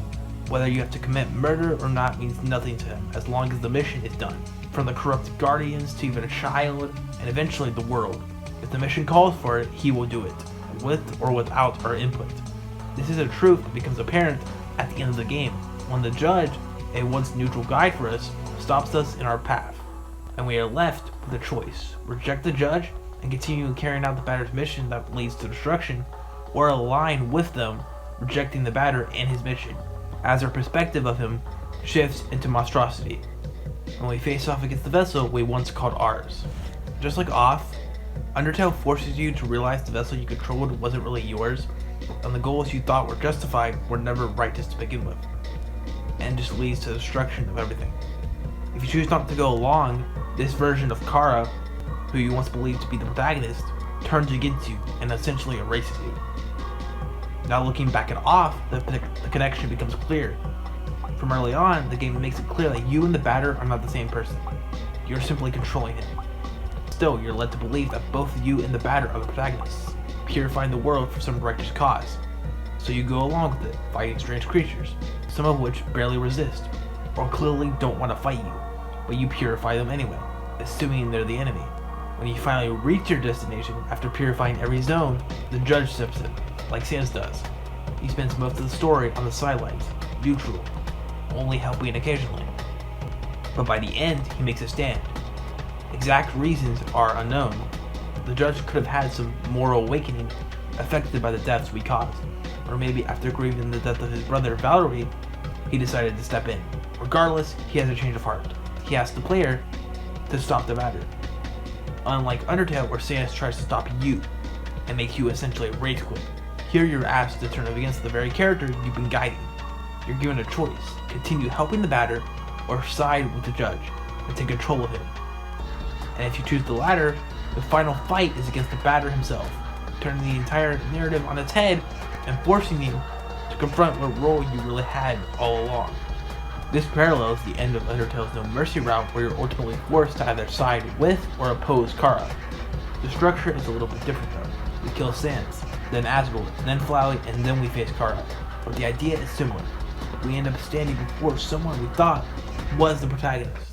In Off, the shift is visualized when the batter appears to be a monster in the final fight. Though, as Mortis Ghost has pointed out, the batter does not literally change form. It's just our perspective of him that shifts. We now see him as the enemy, so he looks like a monster. That idea reframes the entire journey, suggesting that our perspective of possibly all the creatures we purified may have been warped too. We saw them as obstacles, so we dehumanized them. That makes their choice to side with the judge hit even harder. Unlike the batter though, the judge does not transform. He's the same cat as before, but now he's the one trying to stop us. Which may suggest perspective shifts don't always change the form of your opponents, but it can occur, which just adds to the uncertainty of your actions thus far. And depending on your choice, we can turn on the batter or keep following him. It's a strong parallel, and I feel like Toby took some inspiration for this, even if he spun it into his own thing. In off, if you choose to fight the judge and follow the batter to the end, you literally flip the switch. The world fades to black. It's implied you've shut everything down, erased it all. The land becomes a void. That directly echoes the post No Mercy route state in Undertale, where after falling card to the bitter end, the world is just gone. You've turned the switch off. And sure, you can try to bring it back, but it will cost you. There's a shared idea in both games that following the so-called protagonists to their logical extreme doesn't just end the world, it ends your role in it, your agency, your innocence, the illusion that you were never doing the right thing. There's also a clear connection between the child in Off and Azrael in Undertale. Both of them, in their own ways, hold the power of a god. The child in Off somehow creates the zones and populates them with the guardians, who the child sees as his friends. The very bosses we spend the whole game purifying. Similarly, while Azrael, through his connection to determination and the whole save and load mechanics, plays God in a much more literal sense. And in the true passive route, he literally becomes a godlike being by absorbing all the human souls as well as the monster souls. However, there are ways they differ. The child is more hands-off. He created everything yet stays in his room, while Azrael got his hands dirty, experimented with all the options he could due to his many resets, making friends or killing enemies over and over. Till we come along, Azrael in the form of Flowey stays in the background for the middle portion of the story, only to come back and obtain godlike powers once again at the end of the two routes, being neutral and pacifist, either in the form of Omega Flowey or his true form Azrael God of Hyperdeath. Both children that for whatever reason possess godlike powers, but use them in different ways, as Azrael of course died when he was a child essentially. So when he comes back as Flowey, he's still a child, which is why when he's defeated as Azrael, he resembles his child self essentially. Another similarity is the child's relationship with the character we play as. While the child is the creator of everything, including the batter and the queen, both these characters serve as parental figures to the child, possibly inspired by whoever the parents of this child was. The queen served as a mother figure and his protector, while the batter served as the absent father, the father who left him long before his mother. The queen serving as this mother figure to the child will make the child in this world a prince, just like Azrael, who was the prince of monster kind, being the son to King Asgore and Queen Toriel. The batter doesn't neatly fit into this though. However, the two boys from the respective games, due to their circumstances, share the same title, both as prince and a god. The game shares similar themes as well. Both games tackle the morality of your actions, whether or not the things you did were actually right. Killing for the sake of a mission, killing for the sake of power, killing to fulfill your purpose, or killing just to see what happens. No matter the reason you have for doing something, especially if it's harmful to others, the game eventually makes you question it, if this was all worth it. Do you have to continue just to achieve something you think you need? And then you are given the choice to answer the very question by putting on the controller or progress forward to your desires. Not to mention, Papyrus's design is inspired by Dedan.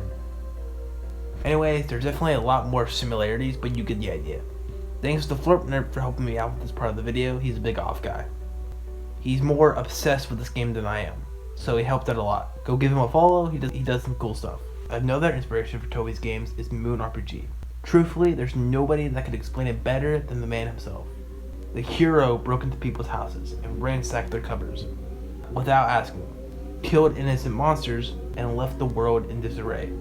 You know, doing what a normal RPG hero does. So the point of the game is to repair the damage the hero caused and increase your LV, which stands for love, by helping people instead of hurting them. Obviously in Undertale, you gain love, but in doing so you do a lot more damage to the world, as in order to gain this love, you have to defeat helpless monsters, gaining XP to increase your love, which is the opposite of how it plays out in Moon RPG, as there, you gaining love improves the world, not harms it.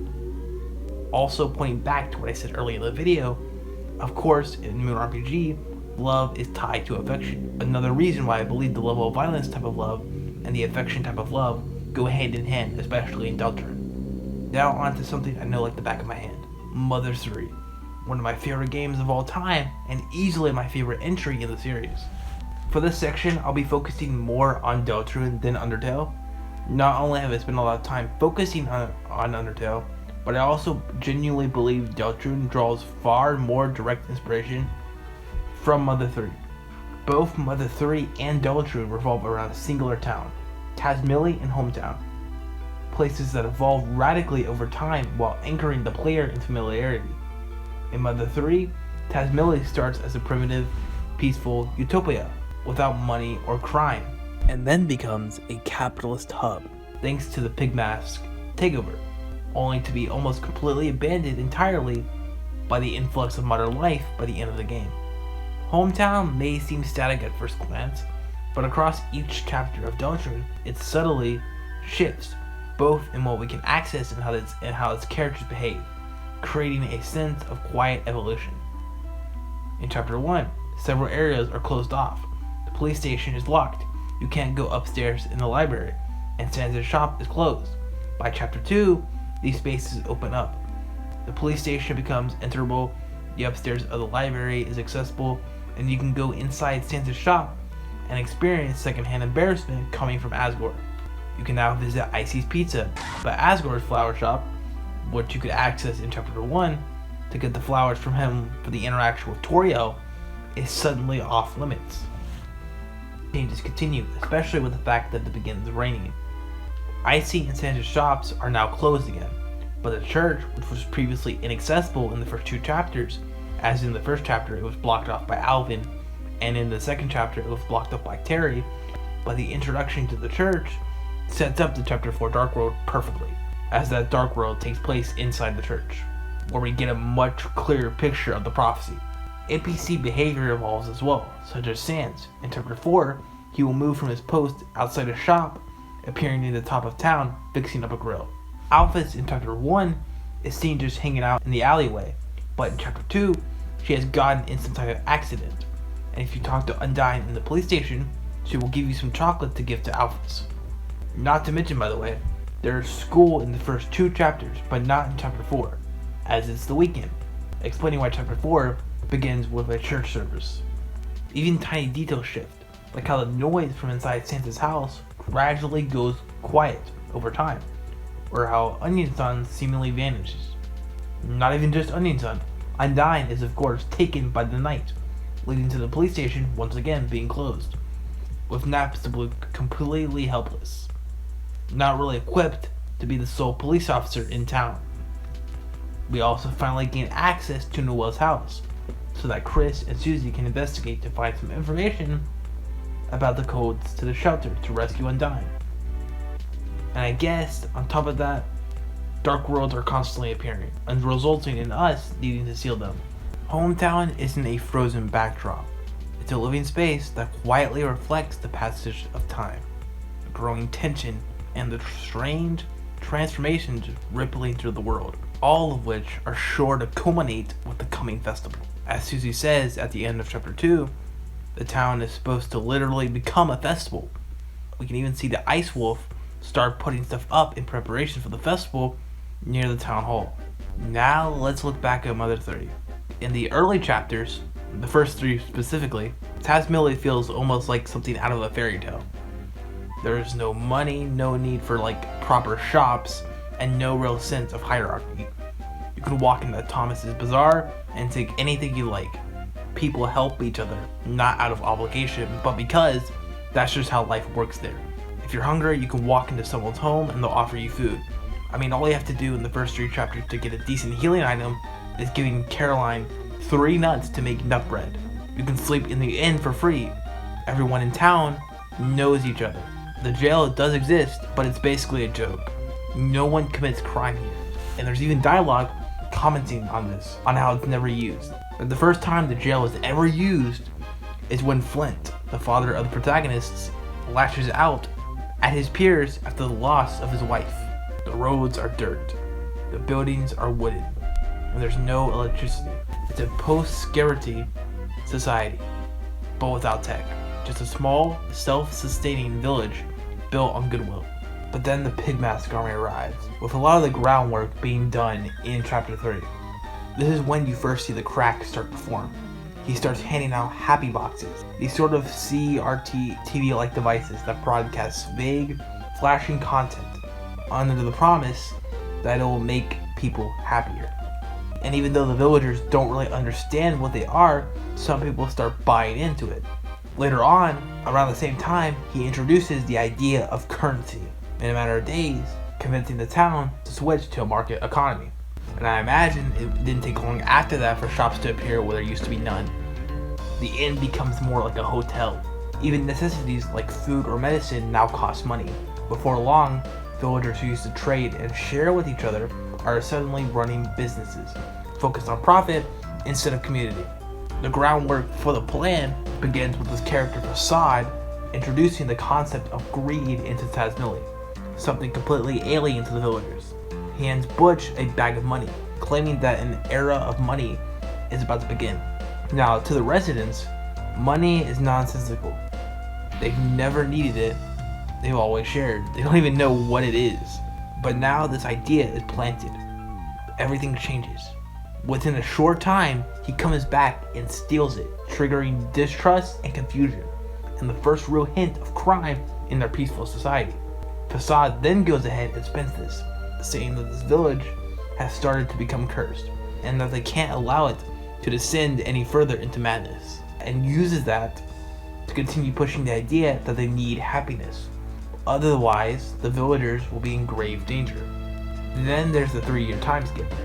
And when you come back as Lucas in chapter 4, Tasmilli is almost unrecognizable. The village now has paved roads. New structures have appeared, like the factory and the tall Thunder Tower. But it's not just visual.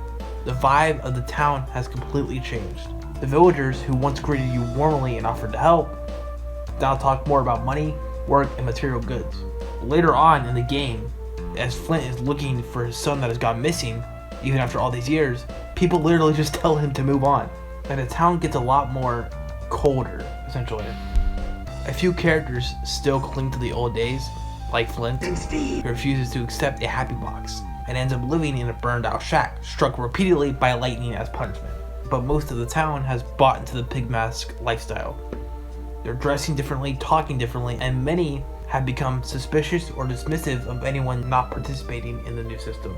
Like before the time skip, every character has a distinct name, like Lighter, Fuel, Bronson, etc. And while these characters maintain their existence, of course, post time skip, you start running into characters with more generic names, like man or woman. It loses a lot of its charm, which I feel like in this case is the point. The real emblem of this change is the Clayman factory just outside of town. The Claymen are made by the Pig Mask Army, who mold ordinary clay into the likeness of a humanoid, then give the red antenna atop the figure an electric shock, which causes it to come to life. This creation process was established by Dr. Andonauts. There are several factories throughout the Nowhere Islands where Claymen are created and recycled. Claymen are cheap to produce, and with their great strength, they make an efficient workforce for the Pig Mask Army. Claymen are also used for security purposes. In the Clayman factory, you are forced to stack soulless Claymen on conveyor belts with the job of finding ones that are low in power to rejuvenate them, who are of course made to work in the mines to uncover the dragon that is rumored to lie beneath the island. Our goal though is to work to enter Club Tedibu. The body of the village may be present, but its soul has been outsourced to profit. It's a physical experience of the capitalist shift Facade has been building since handing Butch that bag of money, suggesting ownership, then taking it away to foster guilt, greed, and control. The factory's interior, cold and industrial, contrasts sharply with the earlier warm, inviting village. The transformation of Caroline's home into a bakery where nut bread and nut cookies can't be baked in exchange for nuts anymore, but must be purchased with currency, is a clear sign of a shift away from communal sharing towards transactional interaction. All of this reinforces the broader theme.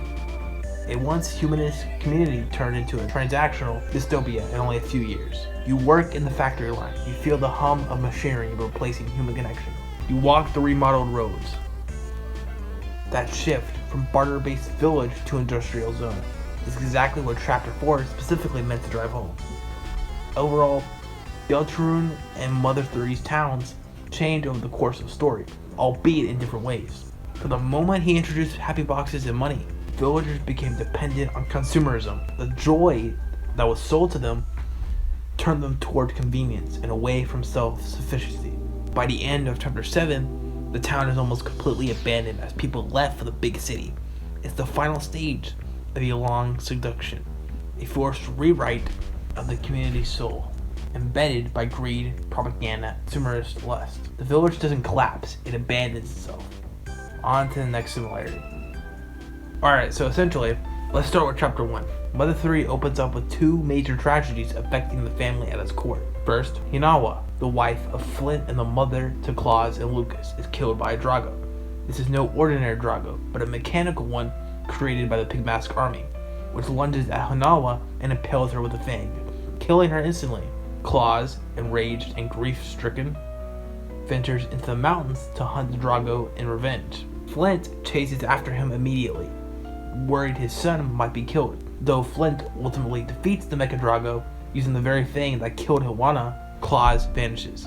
He's nowhere to be found.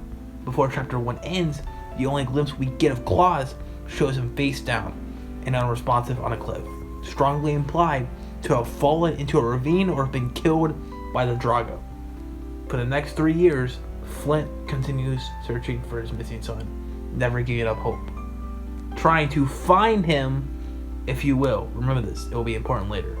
In chapter 2 of Mother 3, Duster, who helped Flint climb the mountain using wall staples to help Flint trying to find his wife before it was revealed that she had died, is given a new mission by his father, Wes. He's sent to the castle that sits on the island to steal the Egg of Light, also known as the Hummingbird Egg, a key item that is revealed later to contain the pre-island memories of Tazmili's people.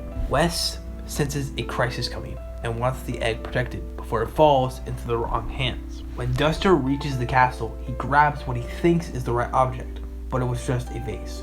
Wes didn't tell Duster what the item was because a real thief should have been able to tell what they were meant to steal, which is said by Wes after he unloads on Duster, after Duster gives him the vase. Wes asks if Duster got anything else while he was in the castle, and Duster gives him a pendant dropped by a mysterious woman Duster saw running to the castle. Wes suspects this might belong to the princess of the castle. Wes then decides to join Duster to make sure they can locate the egg before the Pigmask army does, and to see if the princess is really back, possibly to make sure she's alright given the fact that Wes does suspect a threat incoming as stated earlier, and to possibly return the pendant. During the second infiltration, they encounter Kumatora, the princess of the castle, who mistakenly dropped the pendant on Duster's first pass. Kumatora is also after the egg. They locate the egg on the top floor, but the Pigmask army ambushes them. In a panic, Kumatora grabs the egg and triggers a trapdoor, which drops them all into a water-filled pit below. There, they're forced to battle the Oso Snake, a boss guarding the catacombs beneath the castle. After defeating it, the water is randomly drained. We learn in chapter 3, this was Facade's doing, who was trying to help the Pigmasks get the Egg of Light before Kumatora, Duster, and Wes. In the chaos though, Duster and the egg vanish. Wes and Kumatora wash ashore, near Wes's house, confused. Duster's fate remains unknown until much later. Fast forward to chapter 4, we can learn from Bronson that there's a band playing at Club Titipu, and the bassist looks oddly similar to that of Duster, and we are asked by Wes to go see if it's really true. So with Boney as our companion dog, we set out on a quest, and we do manual labor as pointed out earlier to get to the club. We locate Duster, who tells us he has no memory of who he was when he washed up on Club Titipu, but he was clutching an egg with such care that he felt he needed to keep it safe. He felt it was important, and so he looked for a place to hide it. And after a game of rip-off rock, paper, scissors to determine if he will stay a part of the band or go off on their quest, he joins the party. He takes the gang to where he hid the egg. Before they can retrieve it though, the spot is struck by lightning, reviving an old, worn-out clayman that has been thrown away and left to decompose in the dump. This clayman runs off with the egg. We end up chasing it through one of the facilities, and Lucas is mistaken for their commander. Remember that, as it's also a key detail, but this allows him and his companions to walk through the area freely. Essentially, they corner the clayman, defeat it, and retrieve the egg, restoring Duster's memories, linking the egg's power to memory restoration. Before they can return home, however, A pig mask arrives, and once again, Lucas is mistaken for their commander, leading to you being brought to Thunder Tower, the source of the control of the lightning strikes. They arrive at the large tower shortly, and the pig mask urges Lucas to hurry to the generator. Surveying the area inside the tower, apparently there has been insufficient energy to power the electric generator, and the tower is in large danger of breaking down completely if they don't produce enough electricity. But before Lucas and friends can proceed further, Facade spots them. He threatens Lucas with re-inflicting the pain caused by him with the Drago attack 3 years ago. The Drago attack he's referring to is referencing Chapter 3. Lucas flees with the party up a nearby ladder. They all take off their disguises and continue running up the tower. They proceed to climb the tower, intending to reach the massive generator at the top and destroy it, taking advantage of the current situation to stop the lightning strikes. They finally reach the generator and its security system, Mr. Generator, and after a long and dangerous fight, they defeat the giant security robot and destroy the generator. However, the destruction of the generator also causes the tower to shut down and risk collapsing. Facade finally catches up with the group and has plans to take down Lucas and destroy the tower in one move. They climb up to the very top of the tower on the large spherical roof, and Facade orders for the tower to be destroyed and for an airship to come pick him up as soon as possible. He stops to eat a banana, however he slips on the peel and falls off the tower. The airship comes and drops down a rope ladder, not knowing of Facade's recent accident. Duster quickly tells everyone to hold on to him, and uses the rope snake, which he got for the castle in Chapter 2, to latch onto the rope ladder, saving them from the tower's destruction. And the masked man goes to take a look outside. He then walks back inside, and the ship starts shaking wildly. Duster tells everyone to hold on as tight as they can.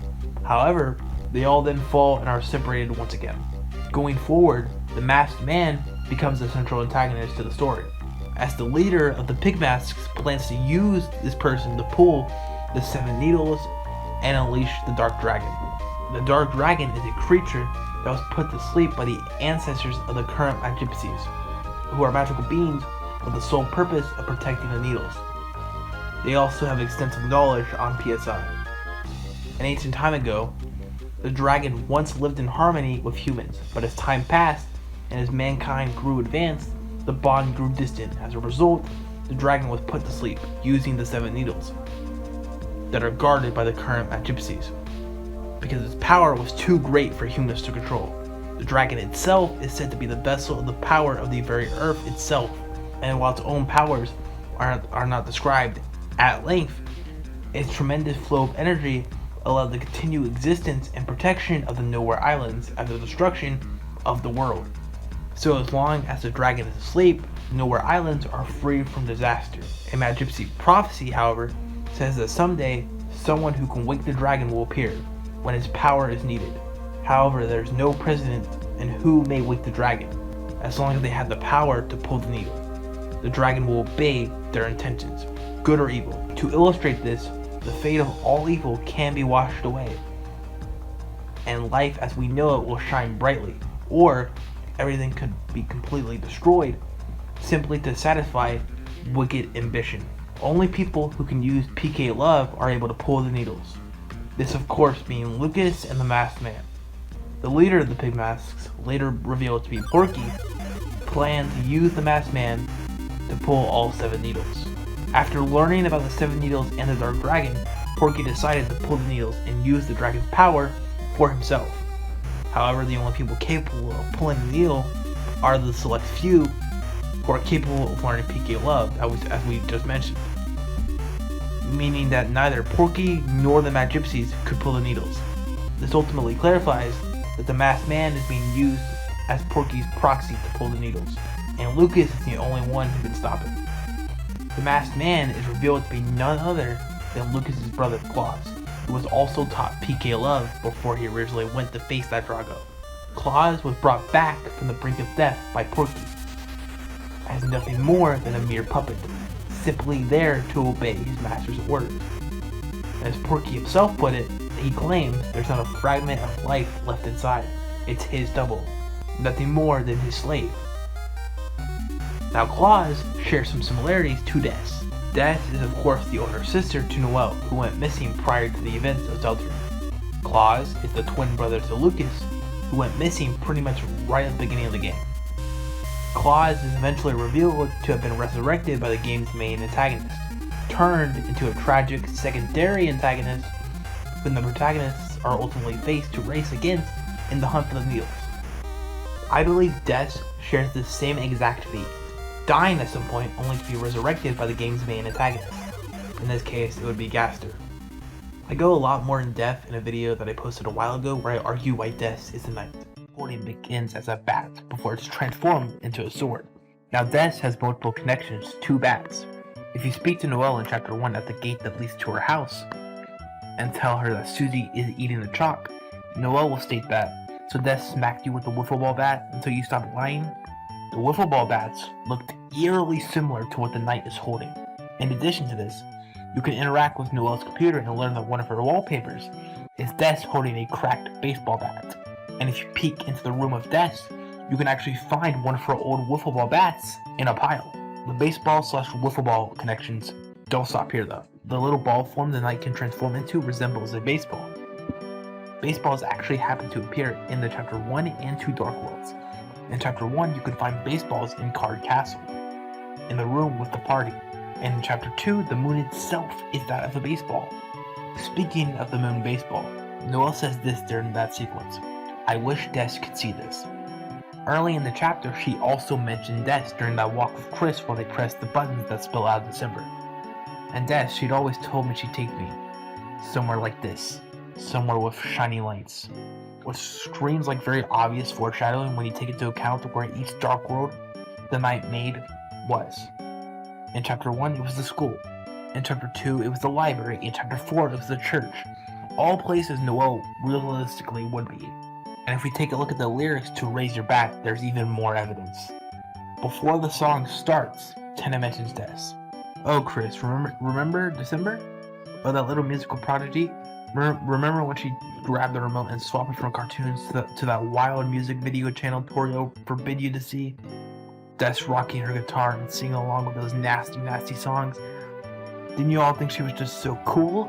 Heck, maybe you could get her to come back and watch again sometime." It is not a coincidence. Tenna mentions Des before the song because the lyrics seem very connected to Des in some way. When the demon heart is crying and the blood is gushing bright, raise up your bat for a burning fight.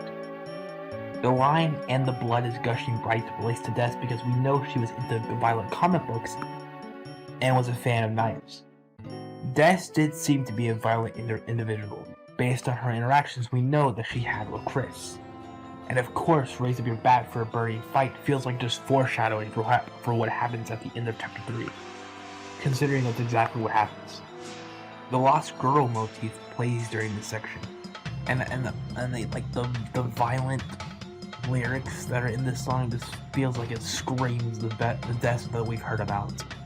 But I also feel like the lyrics are interesting because under the context of Death Knight, that's exactly what we are doing. We are following her into the dark to try and prevent her from causing the ruin, with our soul literally shining the way towards the end of chapter 4, breaking through the darkness as we are destroyed by the sword of the night. Not to mention, you are literally pulling 7 needles from the earth. Dark fountains are literally described as this by King during his boss fight in chapter 1. The knight that pulls the fountains from the earth, holy fountains, whose shadows are creating a new world, our world. Pretty sure King is being metaphorical here, but whoever gains control of the dragon does get to reshape the world in their image in Mother 3, so that could be another comparison. So yeah, Claus pulls needles from the earth, and the knight pulls fountains from the earth, or darkness. The knight / Des also has other connections to the Earthbound series outside of Claus. Not only that, but the knight's final attack resembles snowflakes, but moreover, it's also a homage to PK Starstorm from Earthbound, which is more important than you might think. The main protagonist of Earthbound Beginnings, or Mother 1, whichever one you want to call it, is named Ninten. Ninten's mother is named Carol Holloway. Noelle's mother is also named Carol, and their last names are very similar. Des has a connection to baseball, like I mentioned earlier. Ness, the main protagonist of Earthbound, or Mother 2, whatever we want to call it, primarily uses the baseball bat as her weapon. Not to mention, Des is also one letter off from Ness. It's time for Des is necessary. Let's go, everybody. Not to mention 7 chapters of Deltarune, 7 needles from the earth that are pulled in Mother 3. Claws is used by Porky to pull the needles, while Des is most likely being used by Gaster in order to create the fountains. But given that we pretty much know by this point that Gaster is behind everything that's been happening in Deltarune, which finally acts as a perfect segue to discuss game dev Gaster. This will be relevant to Mother 3, so I feel like it's important to establish now.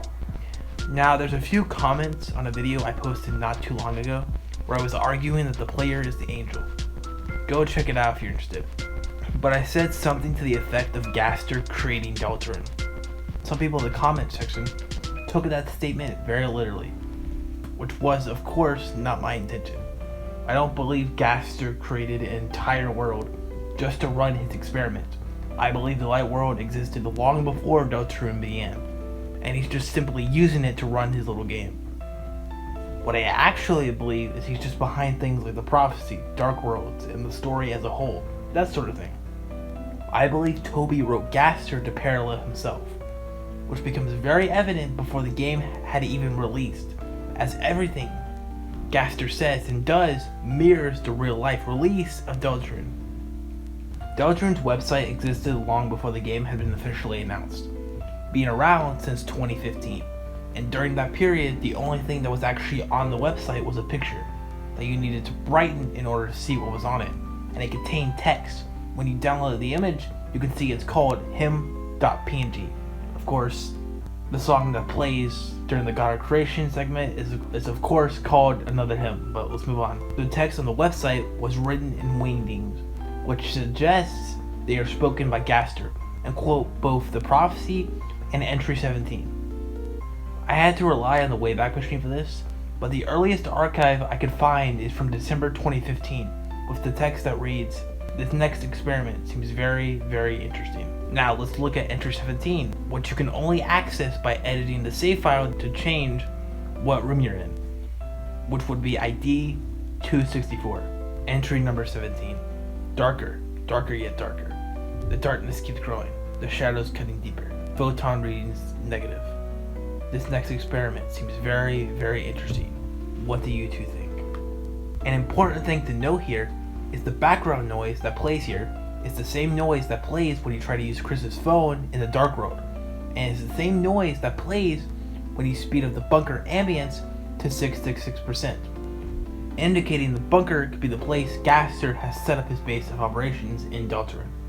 Anyways, back to the website. It was updated to say this at some point during 2016. 3 heroes appeared to banish the angel's heaven. And here's that good old prophecy. For millennia, the light and dark have lived in balance, bringing peace to the world. But if this harmony were to shatter, terrible calamity would occur. The sky will run black with terror, and the land will crack with fear.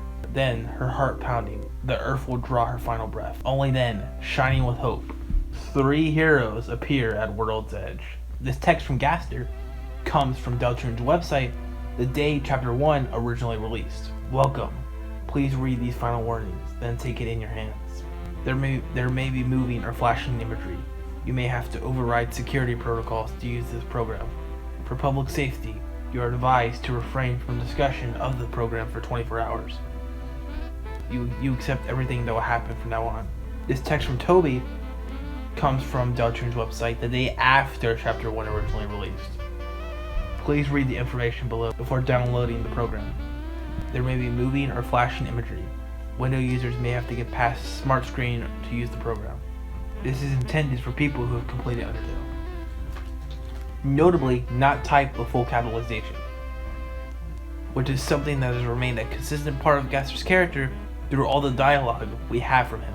Toby said this in a twitlonger he posted following the release of Chapter 1, giving his thoughts on some things and answering some questions.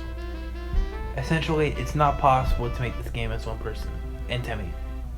However, it might be possible to create this game if I'm able to make a team. So I'm going to try making a team, because I really want to make this. But I may not be able to succeed because I have no experience successfully directing the team. I have no idea who I'm going to work with. since I haven't started assembling a team yet, I have absolutely no estimation of its completion. It could take up to 999 years. By the way, I currently plan to release all the chapters at once, after we complete them. I'm not sure how long that will take. And here's what Gaster had to say on Twitter before chapter 1 released. Welcome. Have you been looking for me? How wonderful. I have been looking for you as well. I have something I want to show you, but it's not complete yet. No, it is far from complete. This is what Toby said the day before Deltarune chapter 1 released. For those who completed Undertale, it's really important that you check at Undertale 24 hours from now. I want to begin something new with your feedback. And this is what Gaster had to say before Deltarune chapter 1 released. Thus, I have a small favor to ask of you. Return here in 24 hours. At that time, I will ask you a few questions. Then using your responses, we will approach realization. Thank you so much for your time. I will be in contact again soon.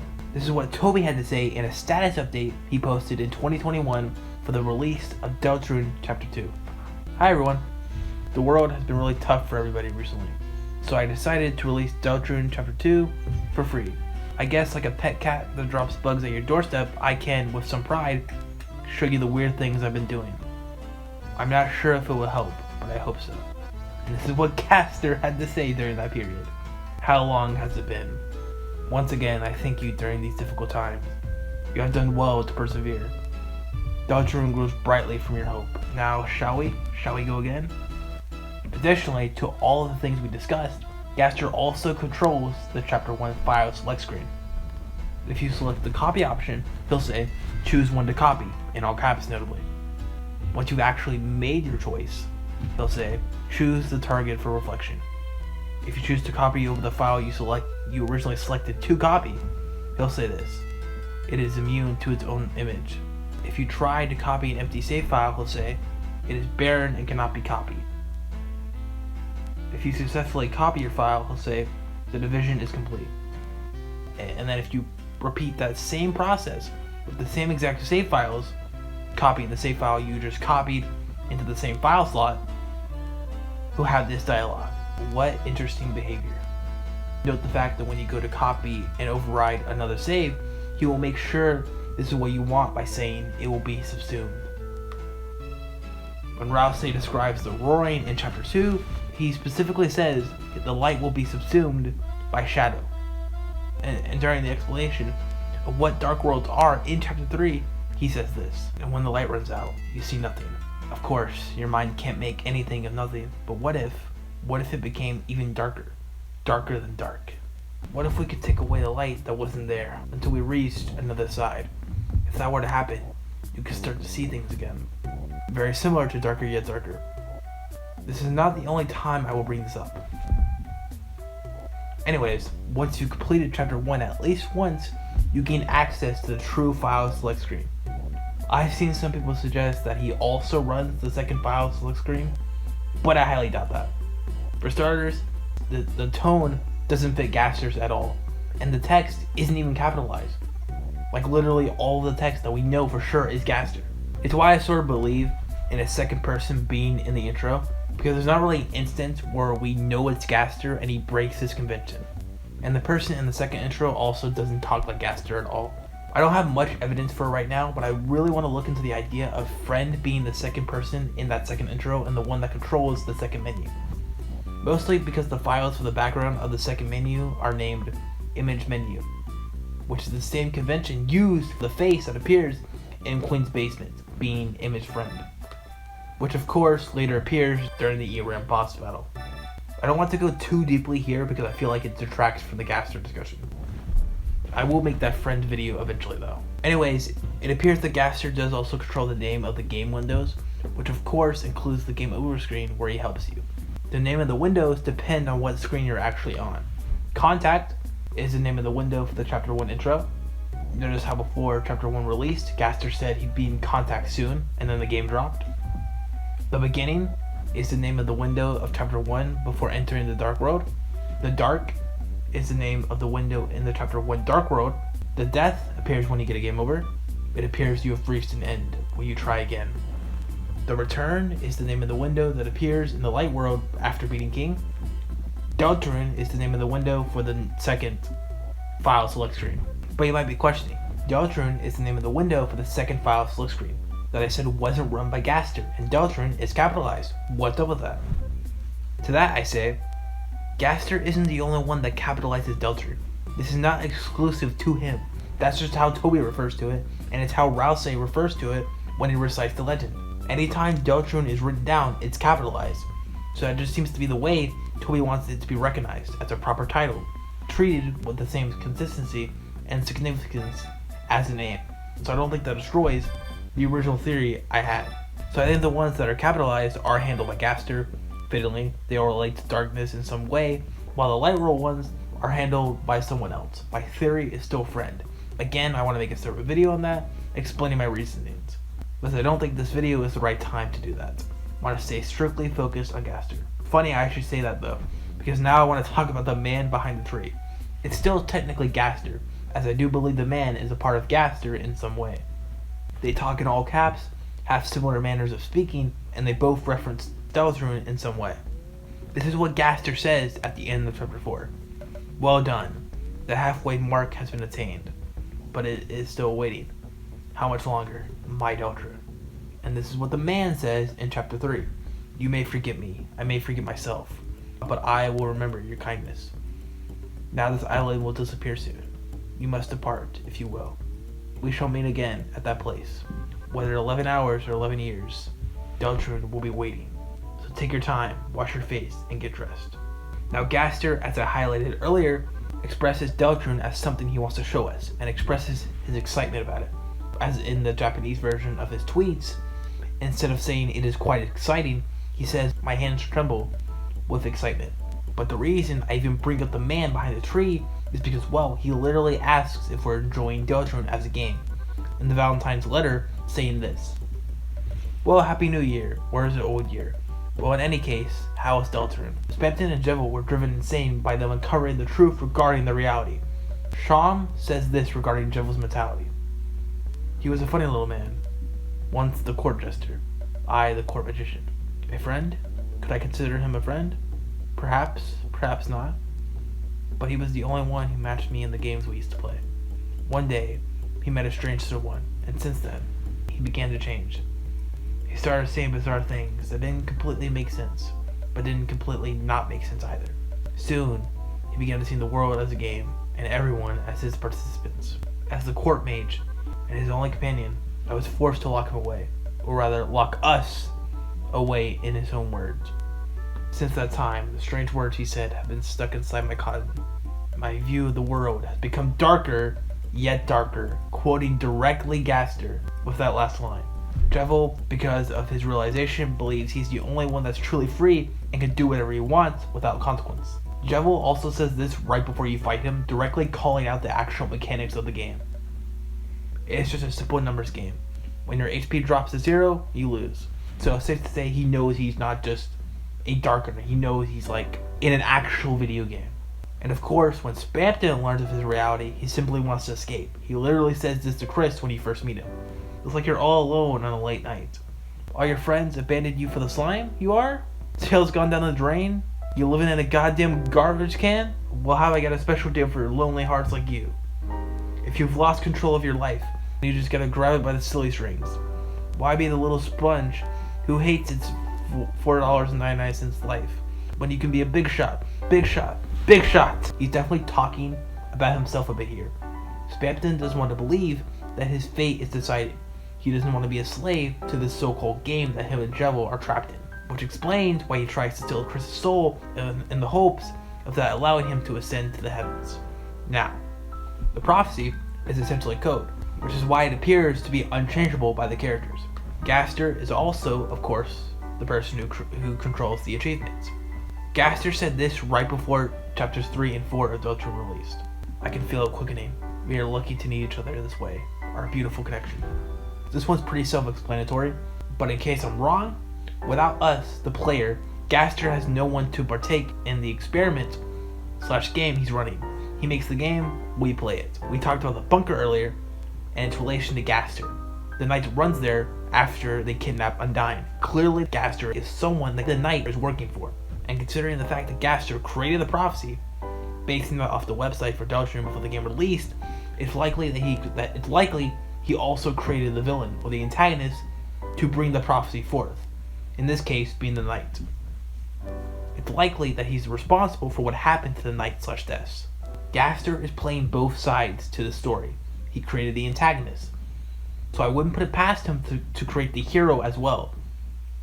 Possibly being the reason Chris is in their current position, with us controlling them. Or he really did intend for us to play as the vessel until that second person in the intro decided that wasn't going to happen. And maybe the person in the prophecy is the vessel actually. We don't really know right now. It could really go either way. He's creating a story for us to experience, basically, which is why he roots for us if we die during the night fight. Very interesting. Your loss here is all but guaranteed, and yet you persist. If you are so determined to try once more, then shall we hasten? I didn't even touch too heavily on the devil connections he has, because I feel like this was more than enough to confirm Gaster is a part of the narrative. I still really don't understand Gaster deniers in the big 2025, but I digress. The knight has holes in their hands, same as the man we assume to be Gaster, who only appears in Waterfall in Undertale if our fun value is 66. Remember the bunker. Speaking of which, the Shadow Mantle that we get from Irem after battling them in the game version of the bunker reduces damage dealt by star and dark attacks by 66%. I don't want to say it's confirmation the Mystery Man is Gaster, but it's pretty good evidence considering 66% here, 66 fun value, you get it. Gaster also fell into his creation, much like Lucifer being a fallen angel. There is just a lot, but how the hell does this relate back to Mother 3? Well, Porky and Gaster, funnily enough, serve the same exact role in their respective narratives. The horrible things Porky does to the Nowhere Islands are literally just because he's bored. He treats the world as his own personal sandbox, his own personal game. Basically what happens when someone with a child mind gets godlike powers. By the end of the game, he's willing to destroy anyone that didn't like him.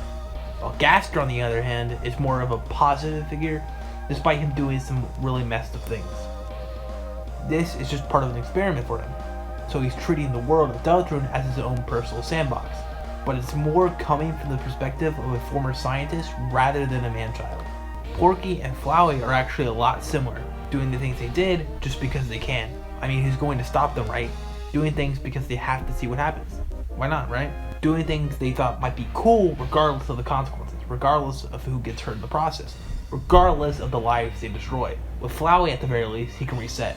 He gets the way he is through a lot of time traveling, but he was rejected from every single time period he was in. Crazy. Not like he would want to reset what he's done anyways. Vile human, but amazing character. The Nowhere Islands is the chain of islands that Mother 3 takes place on. There's an item in Chapter 3 of Deltarune called the Ticket to Nowhere, and it's mandatory to get the egg in Chapter 3. Mumble.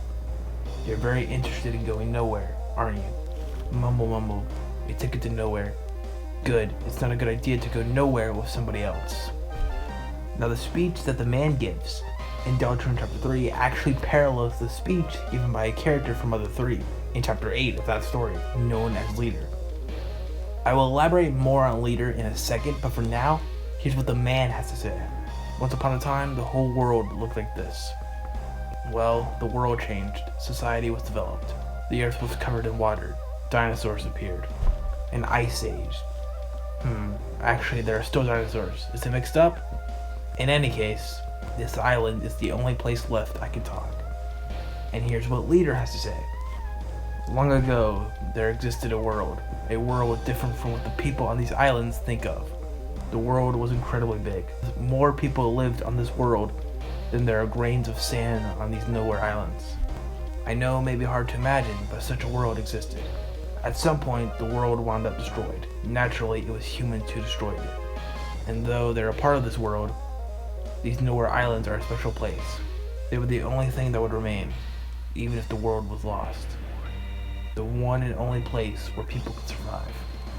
Not to mention, both of these speeches have breaks in them where you are prompted to select either yes or no, and both of them ask if you understand before proceeding. and both the man and leader do not speak to you in their first interaction with them.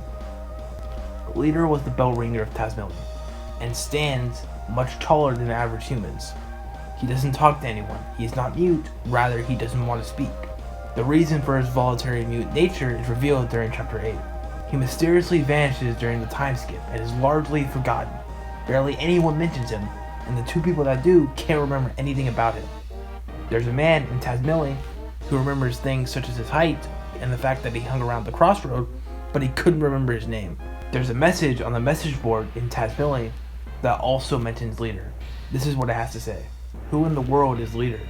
Try as hard as I might, I can't remember anything about him. So he remembers the name, but that's it. And what's funny about this one is that this was written by a character simply referred to as Mike. Anyways, back to leader's speech. Just before the end of the world, a white ship came to these islands. On it were all the people of Tasmillion. Aboard the white ship were those few who managed to escape the world. The people on the ship still went by their names from the previous world.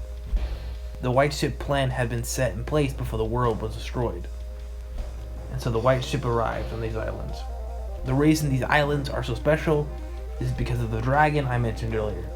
Those who came aboard the white ship feared another end of the world more than anything else. They felt that the world's destruction was a direct result of the way they had lived. The white ship discussed things at great length. They shared their wisdom and spoke with grave seriousness. And then they arrived at their conclusion.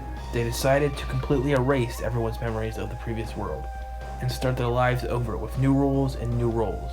In short, everyone would play out the ideal story that they had come up with. The people would restart their lives in a simple, peaceful village, in the kind of place they wish they had grown up. They would erase their memories of everything. The world, their belongings, their rules, and then they would begin new lives. Everyone's old memories would be reset and replaced with their newly created story. And thus, the village of Tasmillion came to be. However, it was necessary to record the fact that the memory replacement had taken place. The hummingbird egg was used to store the memories of the white ship. It was essential that one person retain memory of the previous world to sort of keep watch over things. I was the only one in the village of Tasmillion who wasn't given a role in this new story. The sound of my bell served as a suggestion to keep everyone's fabricated memories from reverting. And of course, here's what the man says in chapter 3 of Deltarune. I am the forgotten man, will you forgive me too?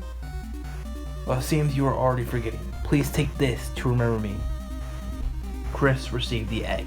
Given the parallels, I'd imagine that the eggs in Deltarune are also related to some forgotten memories, or some repressed ones, and collecting them restores whatever was lost. There's actually also a forgotten man in Mother 1. I am a forgotten man. I'm not really here. You didn't have to notice me. Please ignore me. I am a man who does not exist. You talk so kindly. I don't know what to do. If I miss people, I cannot live alone anymore. My conversation is always a monologue. I've been alone from the moment I was born. Lucky, unlucky, it makes no difference to me. Sometimes, even breathing becomes too much. Why do you insist on talking to me? Are you a forgotten man too? There was also another inspiration Toby had. It's Live a Live. I'm not too knowledgeable on the game at all, so I'm not going to touch on it that much. All I know is that a character that you played as ends up becoming the final boss. So my theory, based on that, based on two of Toby's inspirations, having you face off against the player character, I believe we will face off against Chris in the weird route, possibly as the final boss. And that's where I actually believe Megalovania will return, with versus Susie returning for a weird route Susie fight instead. As the mental game heavily foreshadows, we will have to kill her to progress the route. So yeah, what does this all mean? What was the point of this video? What am I getting at? What inspired this video, aside from Gerson's dialogue, was a joke I saw on Twitter. Someone said something like, Toby Fox has never had an original idea in his life. It's clearly meant as a joke, and honestly, Toby himself has made this exact kind of joke before when talking about Mother 3.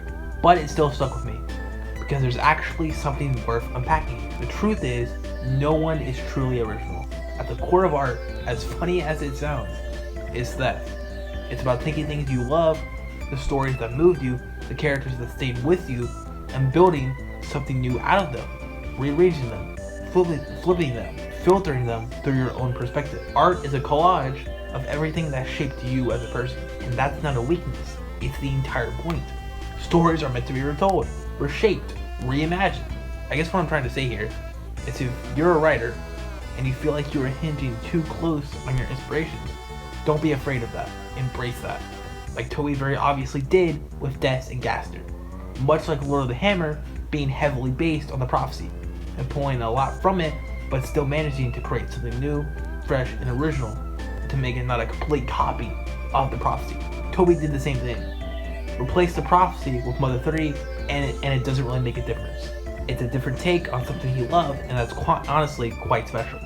I don't really like to mention it much on my channel because I'm a bit self-conscious about my work, if you can even call it that, but I'm a writer, or want to be. And Undertale and Deltarune really pulled me out of some darkness and got me out of a creative slump I was having at the time. These games are some of my biggest inspirations. Toby said this: "I hope someday a kid who liked Undertale grows up and makes an amazing game. I would like to play that game." And I feel like in some ways he succeeded in that regard, at least for me. And it's kind of what I feel like Chapter 4 is all about. I feel like this is what this line Gerson has conveys more than anything else. The ones who could write the next, the youth. The pen was lying there for them to pick up. Really, what it's all about is someone loving a story so deeply, a story that has touched their heart in a way nothing ever has before, and using that fire that burns deep within their soul, burning bright, burning black, burning everything up, to create something of their own, a new story, a newer interpretation of what they love. If you have a story you want to write, a game you want to make, then go for it. Don't let the fears and doubts prevent you from creating something special. Even if your story is read by one person, and that person takes something of value away from your art, finds some meaning and purpose within it, or inspires them to create their own thing based on what you made, then you succeeded. It doesn't matter if you suck at everything. Everyone knows Undertale's code is really bad, but it doesn't matter. The game manages to work. It still manages to be able to tell its story without issue. It doesn't matter if the only thing keeping it together internally is hopes and dreams. You don't have to be the best artist or musician. Sometimes simplicity is key. I think as long as you put your heart into something, I think that's all that matters. Like Gerson says, the words don't matter as long as you get the point across. So yeah, go create. Don't let anything stop you until you achieve your dreams. Toby was basically a one-man team when he made Undertale.